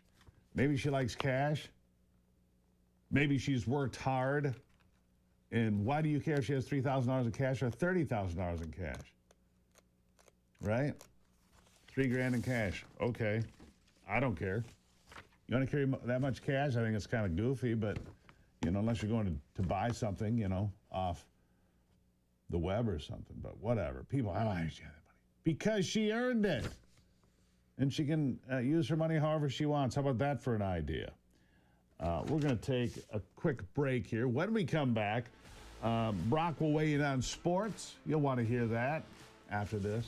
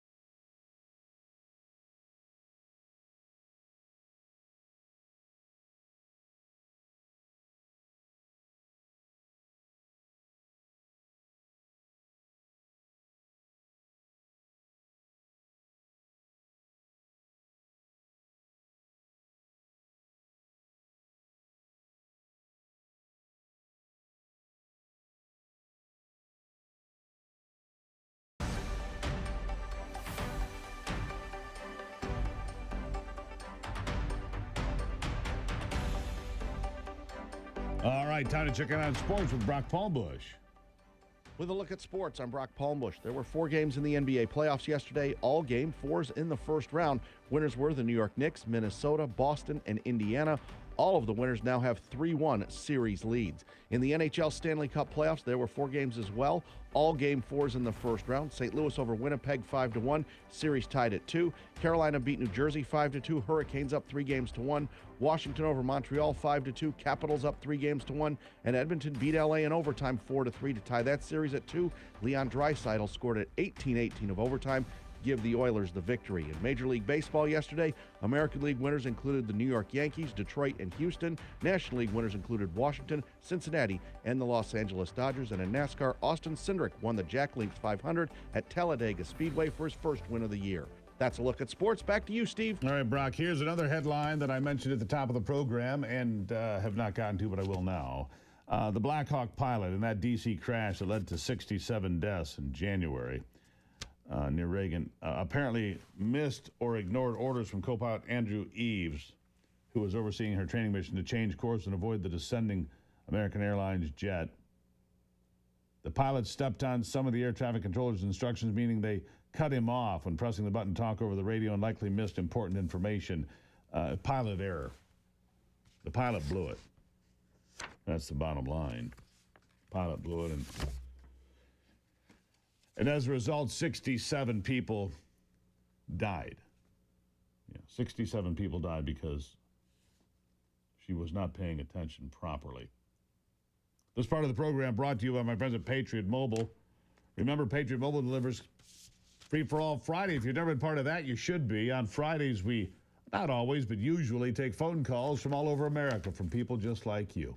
Love to do it. Make sure you stay in tune with the Steve Gruber Show and find out more about Free for All Friday with Patriot Mobile by stopping in this coming Friday and maybe joining the conversation. All right? This is the Steve Gruber Show. Follow us on Twitter. Make sure you go and vote. I'm waiting for more people to vote. We're at about, we're heading towards 8,000 votes so far. Do you approve of Donald Trump's first 100 days in office? Do you like what he's doing? Go vote on X. Make sure you follow us there as well. Back with more in a moment. It's the Steve Gruber Show.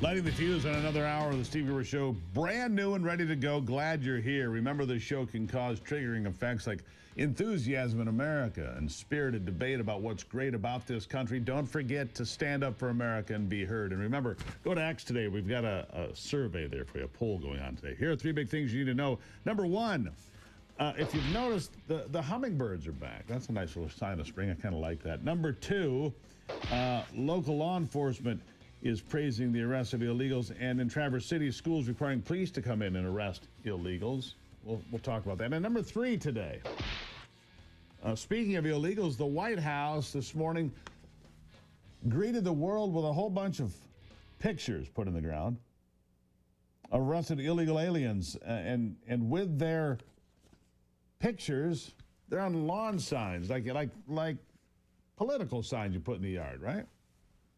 Arrested murder, arrested sexual assault of a child, arrested sexual assault on a minor. And there's dozens of them lining the South Lawn there along Pebble Beach. The White House lawn has at least 100 of the worst illegal aliens arrested in the first 100 days of Donald Trump's second term. He'll be in Michigan right here with me tomorrow, Macomb County. Caroline Levin put it out on X today. Good morning from the White House. Showing the video of the posters that say arrest at the top and appear to have a mugshot or photo of the person followed by the label illegal alien. Illegal alien, that is the term. That is the legal term. Not undocumented immigrant, not newcomer. No, it's illegal alien. Yeah. The crimes committed including rape, murder, sexual assault of a child, lewd acts in front of a child, distribution of fentanyl, illegal guns, so on and so forth. We will hunt you down. You will face justice. You will be deported, and you will never set foot on American soil again, the White House wrote in a separate X post. Oh, and your mugshot may just end up on a yard sign at the White House. Levitt and Tom Homan have an early morning press briefing scheduled for today. We'll get you that if we can. So in Traverse City, they're requiring public school employees there have been given directives on how to deal with law enforcement officers, all right? Those directives advise them not to deal with police unless they provide a warrant as to not violate federal student privacy laws. The school district addressed President Donald Trump's administration announcement that federal immigration and customs enforcement, ICE, will be permitted to enforce immigration policy and or question individuals in previously protected areas, including places of worship, hospitals, and schools. The policy, distributed in an email sent by Superintendent John Van Wagner, that was produced in a Freedom of Information Act response. We have a great relationship with our local county and state law enforcement, Van Wagner sent in an email to Michigan News Source. District employees are not to ask students or families about their citizenship status, including when they are enrolling in the district. Employees are to require an officer produce a warrant before providing access to a student or access to a non-public area of the school unless the officer asserts exigent circumstances, including but not limited to imminent risk of death, violence, physical harm, so on and so forth. In an email to Michigan News Source, Van Wagner clarified that if a student committed a crime and returned to the school district and was not a risk of harm to others, police would be required to get a warrant to have access to the student. This is really ridiculous. The district provided the actions so employees would not violate the Family Education Rights and Privacy Act. So let me give you a scenario here. The kid is on the way to school, involved in a hit and run. Sideswipes a car, whatever it might be, is involved in an accident, hit and run. The police want to come to the school because they've got the license plate. They want to question the kid. No warrant, no access. That doesn't make any sense. No warrant, no access, wrong. The document received by Michigan News Source stated this: school officials must balance 3 separate obligations. 1, not interfere with a federal criminal investigation. 2, ensure student privacy and confidentiality in accordance with state and federal law. And 3, do not interfere with an undocumented citizen non-citizen students' ability to enroll in and attend school free from discrimination based on national origin, citizenship, or immigration status. You can be a criminal. We don't care in Traverse City. You can be here illegally. We don't care. It's just odd, isn't it? Here's what they recommend. Do not ask students or families about citizenship status, including in the enrollment process. Keep student or family citizenship and immigration status confidential, i.e. lie to anybody who asks. Principals will notify and involve the superintendent or superintendent's designee as soon as practicable when staff receive any inquiries, demands, or directives related to immigration enforcement. The superintendent or designee will be deployed to the building upon principal's notification. Require an officer to produce a warrant or other lawful order before providing student records, unless the officer has signed parental consent or FERPA exception otherwise applies. Required officer to produce a warrant or the lawful order before providing access to a student or access to non-public areas of the school, and so on and so on and so forth. I find that to be highly detrimental and problematic potentially. Again, are you only applying it to those with their status of being legal or illegal in the country? Or are you saying that no student can be accessed without a warrant? That's absurd. If a child commits a crime on their way back to school or on their way to school in any fashion, you tell me you can't access them? And does it apply only to regular school hours? Or can a child commit a crime on the way to the basketball game or football game and then be exempt from answering any questions from the police? Hit and run is just the easiest one that comes to mind. You had a car accident, you left the scene of the accident, you get to school, police have your license plate, they want to ask you a few questions, they want to figure out what happened, maybe charge you a crime. They don't have a warrant. They're following up on something that happened. That's probable cause. Is that an exception? Does that count? Or does it not count? I want to know what the rules are. I want to know what this is really all about. All right. Lawmaker praising local law enforcement after arrest result in ICE detainment. This comes from Howell, Michigan news source. A Michigan lawmaker praising the efforts of the Livingston County Sheriff's Department after deputies arrested 2 suspected sexual predators accused of sending explicit messages to people they thought were minors. Oh. These people are fun, aren't they? Jason Wolford, who represents Livingston County, said the arrests highlight hardworking law enforcement officers as well as the danger of the Biden era's open border policies. No exaggeration to call what happened under the previous presidential administration an invasion of our country. He's exactly right about that. Exactly right about that. And by the way, the hummingbirds are back. This is nice. I get hummingbirds at my house and bluebirds. Real bluebirds, not sort of actual beautiful bluebirds. We have 3 bluebird houses. They come, they stay, they love it here. Yeah, it's beautiful. Bluebirds are back. Ivy likes them, so do I. Hummingbirds will travel 30 miles a day. They can fly up to 500 miles on a single stretch. Remarkable little creatures, aren't they?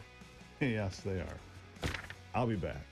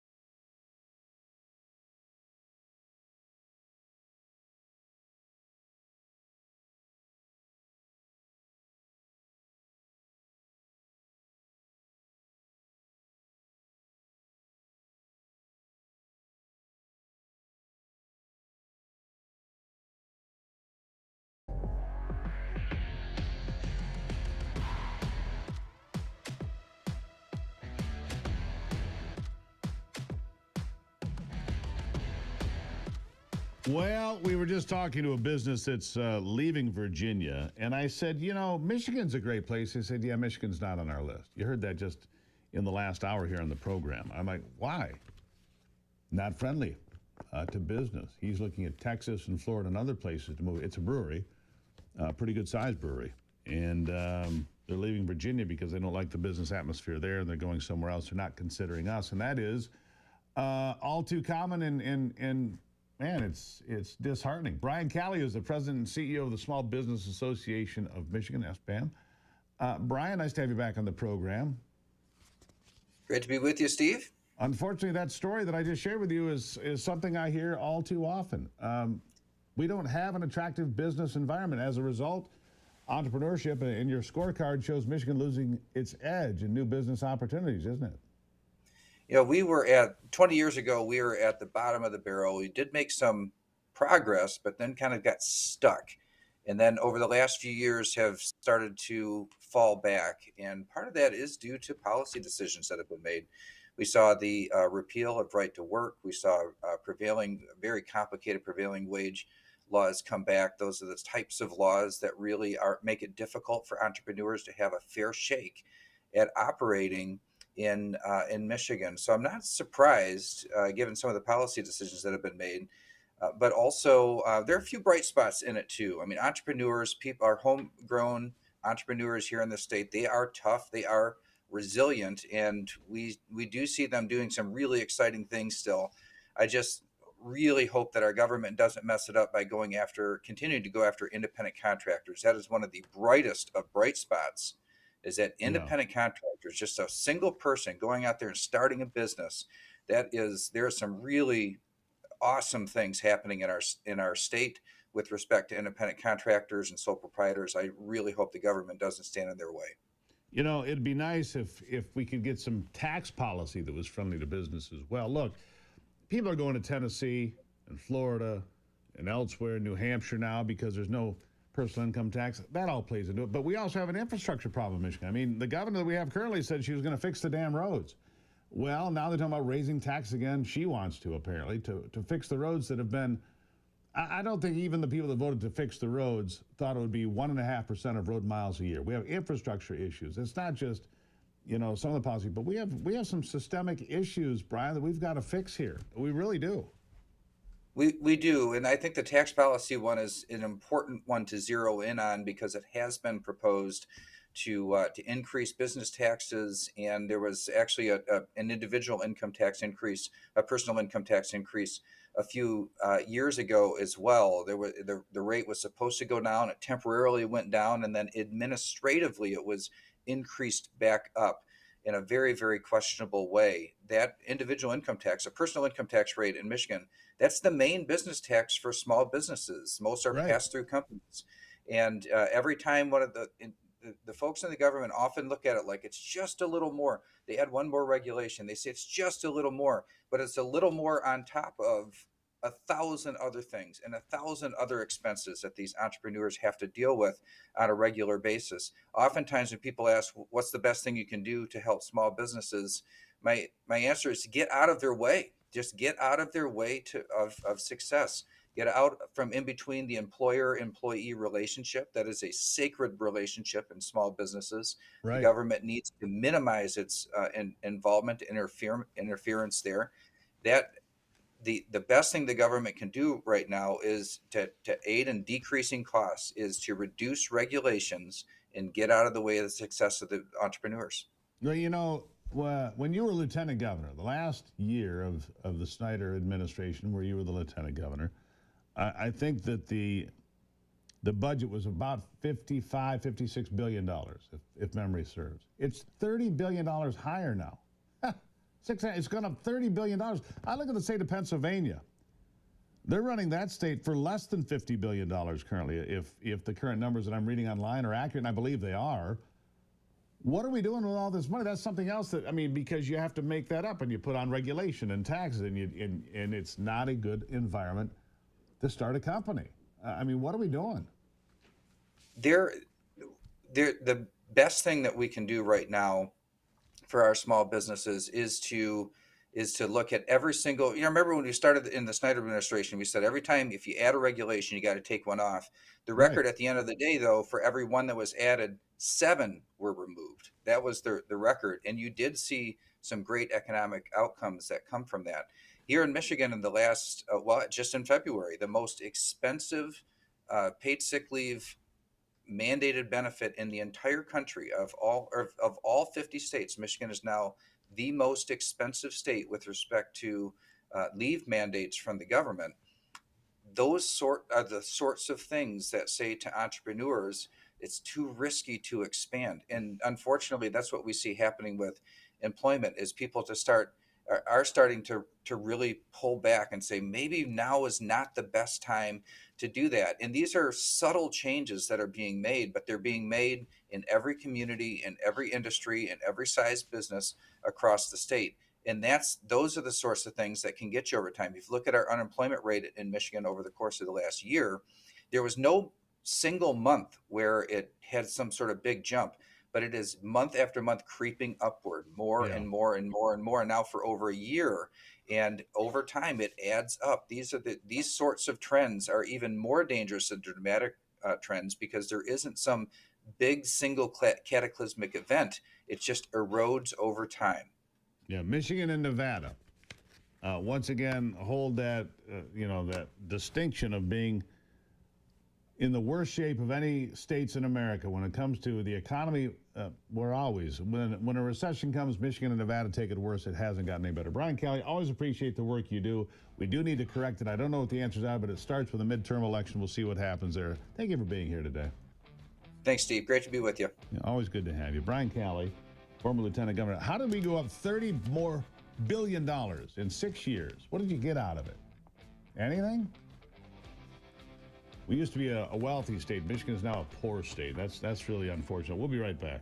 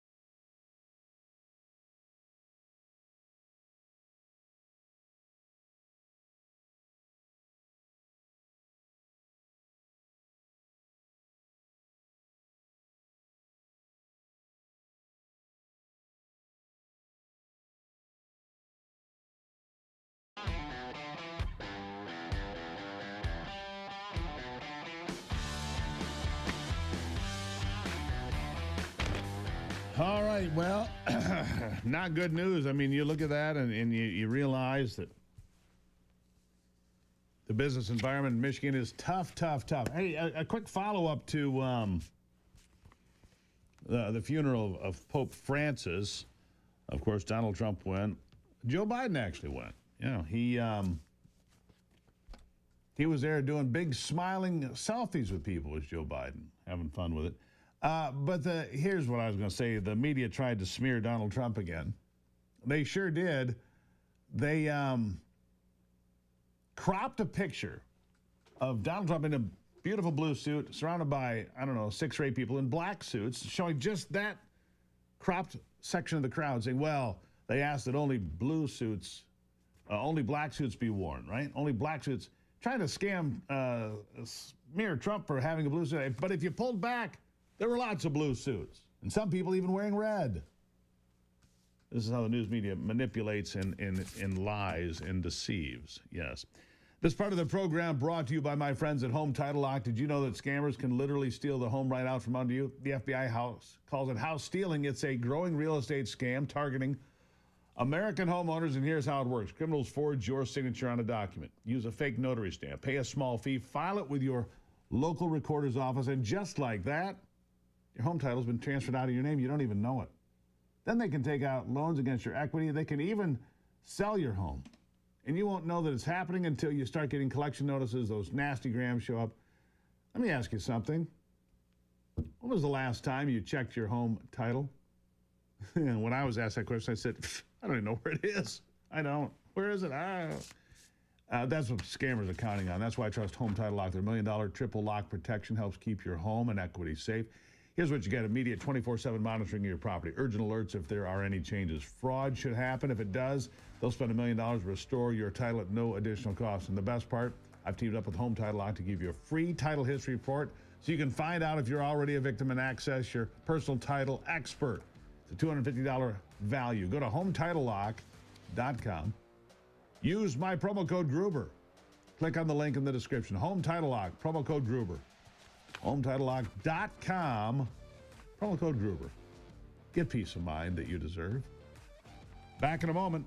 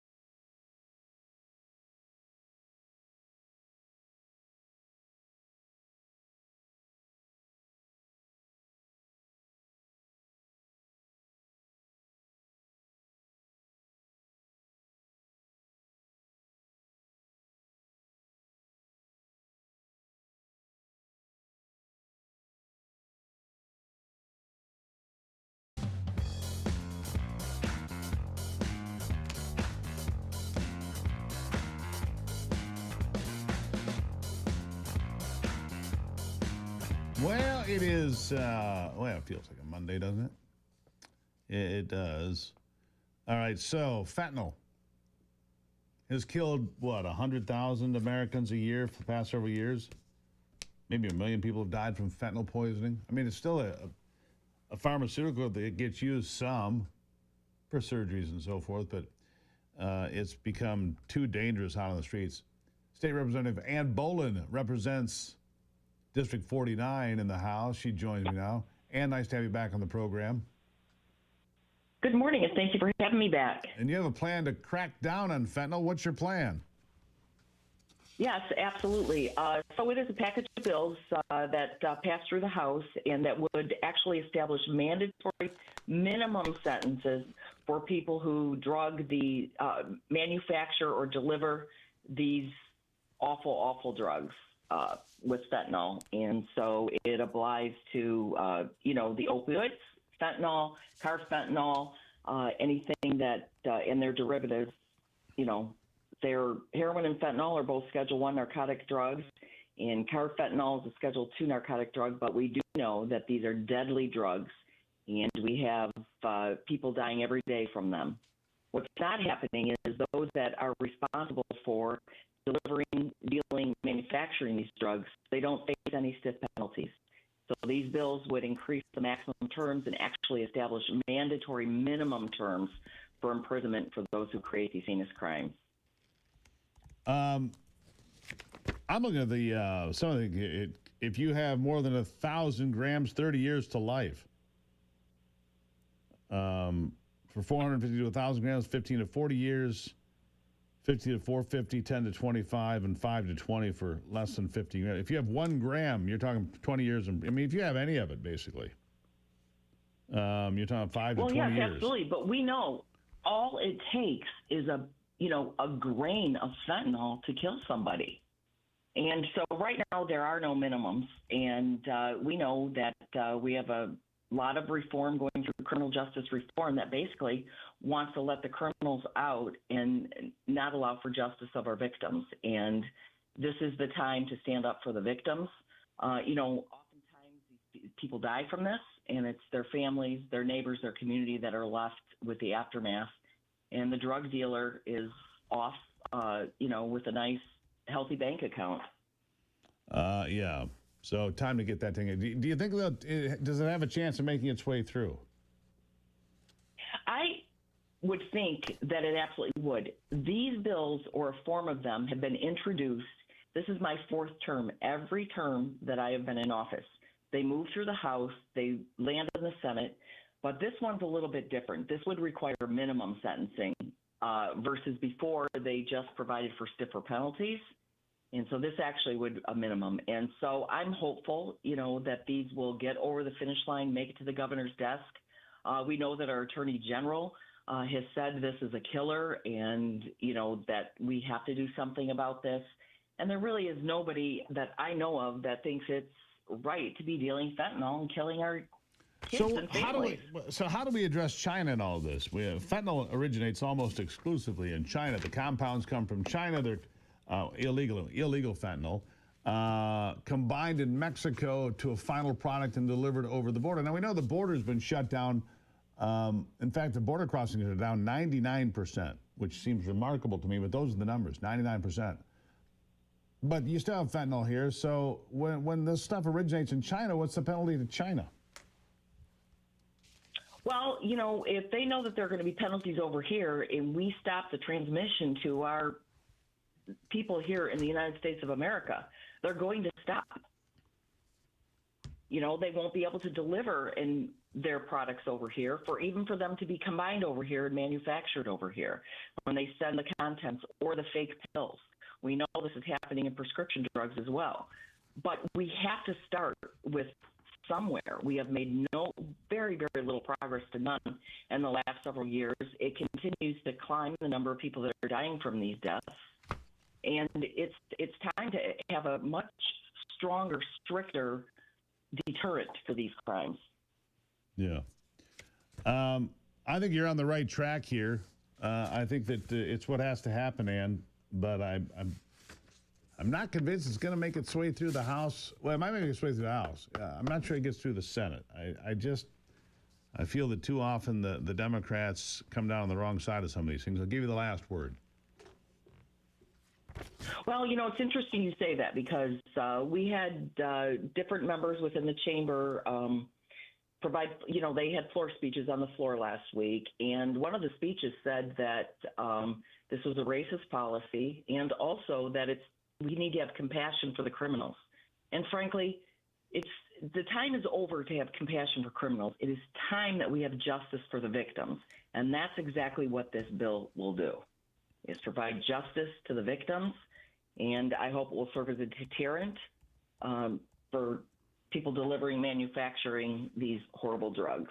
Well, I believe that you're on the right track here, and we'll see what happens. Thank you for being here today. Thank you. Thank you. Thank you for having me. Really appreciate it. Fentanyl is a scourge. Illegal fentanyl is a scourge, I should say. Still used as a pharmaceutical, of course, in America. Not nearly as much as it was a few years ago because of all of this, but that's where we are. Here's something I just going back to the top of the program, and here's a quick recap of some of the things that are happening. A Milwaukee judge was arrested for obstructing an ICE arrest. She actually tried to get the illegal alien out through a secret passage, through the back, a secret path. I shouldn't say passage. It wasn't like a tunnel or anything. Out the back of the courthouse, turned into a foot race and a foot chase, and the person was arrested. Now, Governor Tony Evers tells state employees to not cooperate with ICE at all. A governor of the state of Wisconsin, do not cooperate with people arresting illegal aliens. A Wisconsin Circuit Court Judge, Monica Isham, is threatening to refuse to hold court because of the arrest of Judge Dugan for violating the law. And now Milwaukee Judge Anna Barrios Schrader wants, quote, new courthouse policies. That's, of course, for procedures to block ICE. You know, they're worried that they're losing their voter base in Wisconsin because the illegals don't get to vote. Something's up.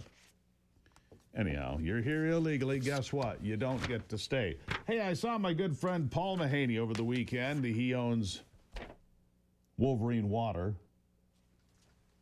I asked him how business is. He says it's going really well right now because they have the best products. Wolverine Water for 75 years has been out there on the front lines making sure your water is pure and everything's taken care of, right? So WolverineWaterSystems.com. If you want the best softener, the best reverse osmosis system, all made in Michigan, sold by Michigan people, manufactured by Michigan people, and installed by Michigan people. Look, they're your friends and neighbors.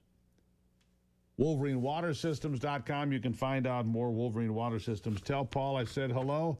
Nice to see him this weekend, by the way. Nice to see him. Yeah, we had a good time. Paul's always entertaining, to say the least. Always got a big smile on his face, which I always appreciate. WolverineWaterSystems.com. He usually has a big smile when he sees Ivy. I mean, who doesn't? Let's just be honest about that. And when I come back, he'll have a big smile because Ivy will be here in the house after a break on the Steve Gruber Show.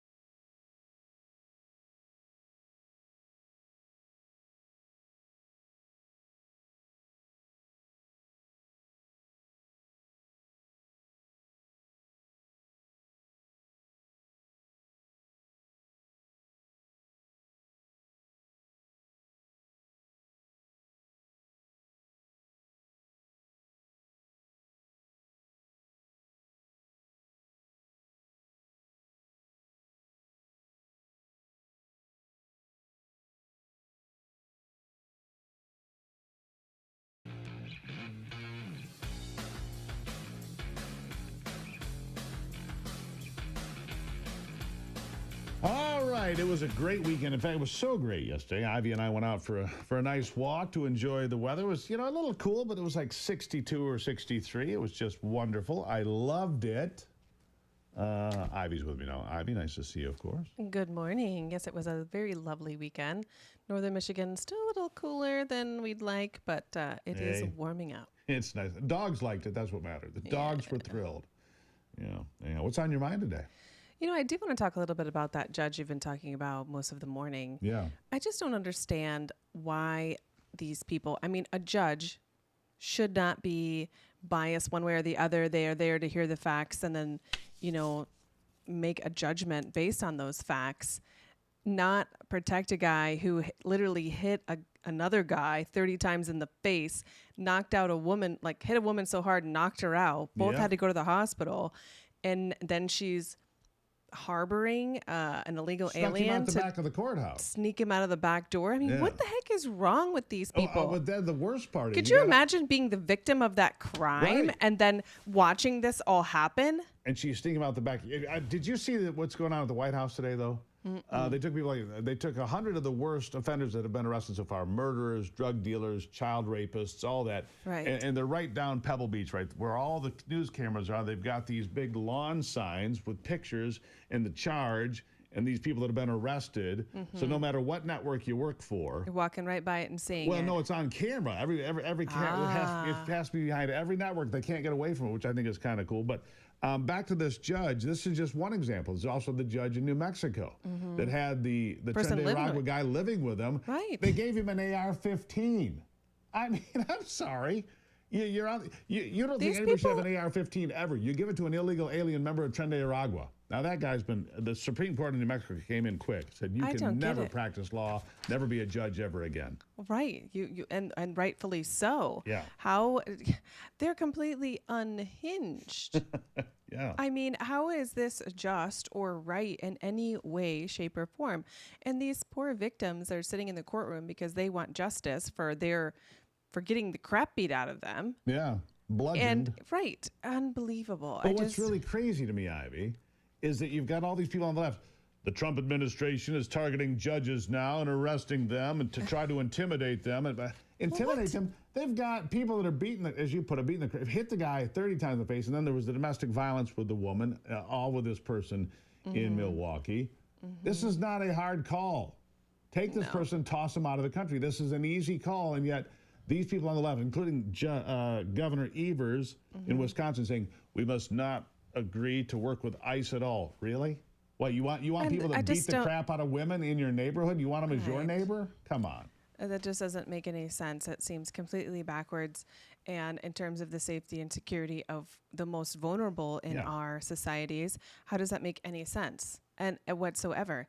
As a woman, I'm thinking, okay, how on earth would I feel safer if there are criminals who are violent on our streets? Come on, this is just common sense, and it's unbelievable. And I just don't think I encourage people to, hey, if you believe in this, keep doing it, because the rest of us who actually have some common sense and live in reality think that you're crazy. So, it's just ridiculous. Nuts. So have you heard of this, to take a little left turn here, have you heard of the New World screwworm? Isn't that the one that eats animals from the inside out? So it's a flesh-eating fly, essentially. Right. And what they do is the flies will fly into. Well, it also happens to be. It can get into humans as well. And so if you have an opened wound, the fly will land. It lays its larva, and then it begins to eat you from the inside. And so actually, the USDA has been trying to work with Mexico on bringing in, because they've actually did eradicate this thing before, but they actually impose these large tariffs on bringing in these planes and things to eradicate this fly. Yeah. And so they're in talks to fix that up. But, oh my gosh, how crazy, how icky. The female flies can only mate one time, so they put in all these sterile males, and the females think that they're multiplying, but it basically destroys the population. And Mexico is trying to block these flights, and the United States basically has put this rule out there, my understanding is, you block these flights, we'll just ban all Mexican beef from coming into America because you're going to bring in cows that are contaminated that contaminate our cows. No, thank you. Right, exactly. Right? 100%. Talk about common sense. Look, we're eradicating a pest that's good for everybody on both sides of the border, you idiots. And it's not the first time that they've done it. They've done it in the past. But yucky. I just can't imagine. And you know how I am. I don't, I mean, I do, I don't mind walking outside barefoot, but, you know, there are times, like if you have open wounds or something. She's a germ freak is what she's saying. I can be a little bit of a germ freak, so that just really weirds me out.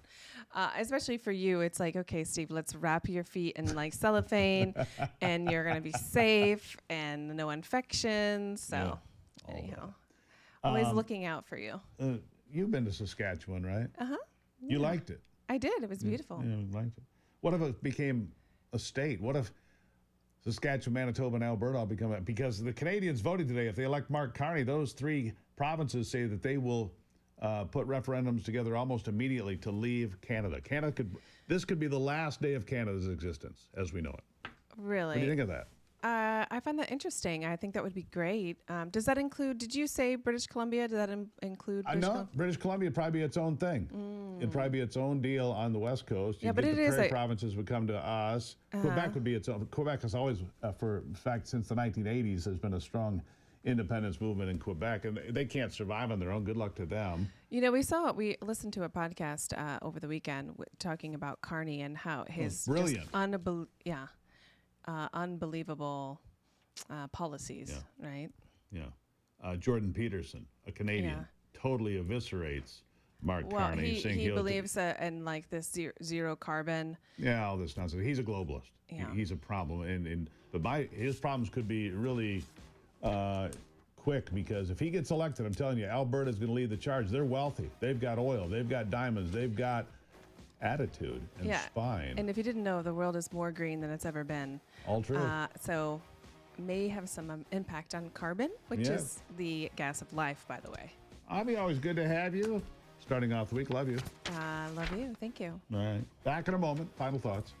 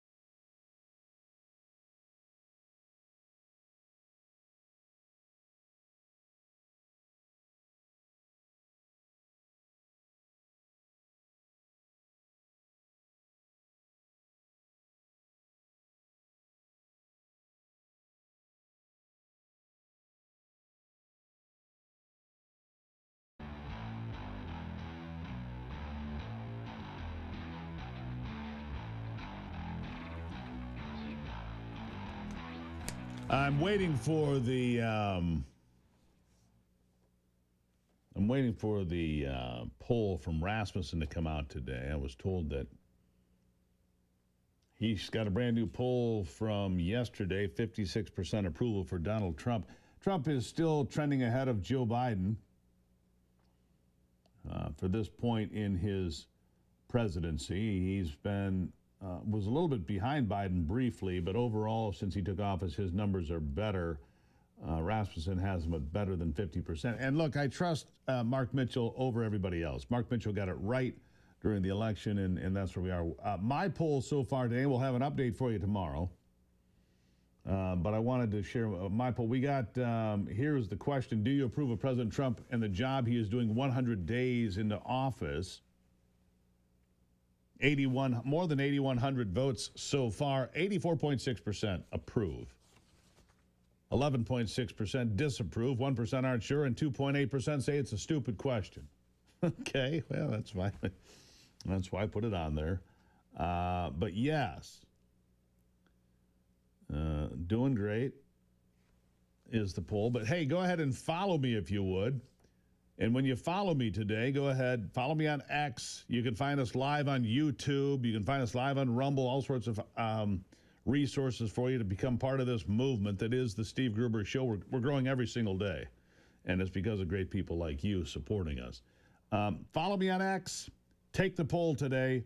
Like to see if we can get 10,000 votes in before it's over. We got about 6 hours to go. Like to get 10,000 votes. We'll see what happens, and I'll give you final results tomorrow and let you know how it plays out. And tomorrow, of course, I will be with President Trump in Macomb County, Michigan, as he marks 100 days in office with the state that he considers most critical, Michigan. He's thought that for a long time. He's told me that directly. All right, fight the good fight, my friends, and keep the faith. God bless America. I'm Steve Gruber. This is the Steve Gruber Show. And remember, only you can save America.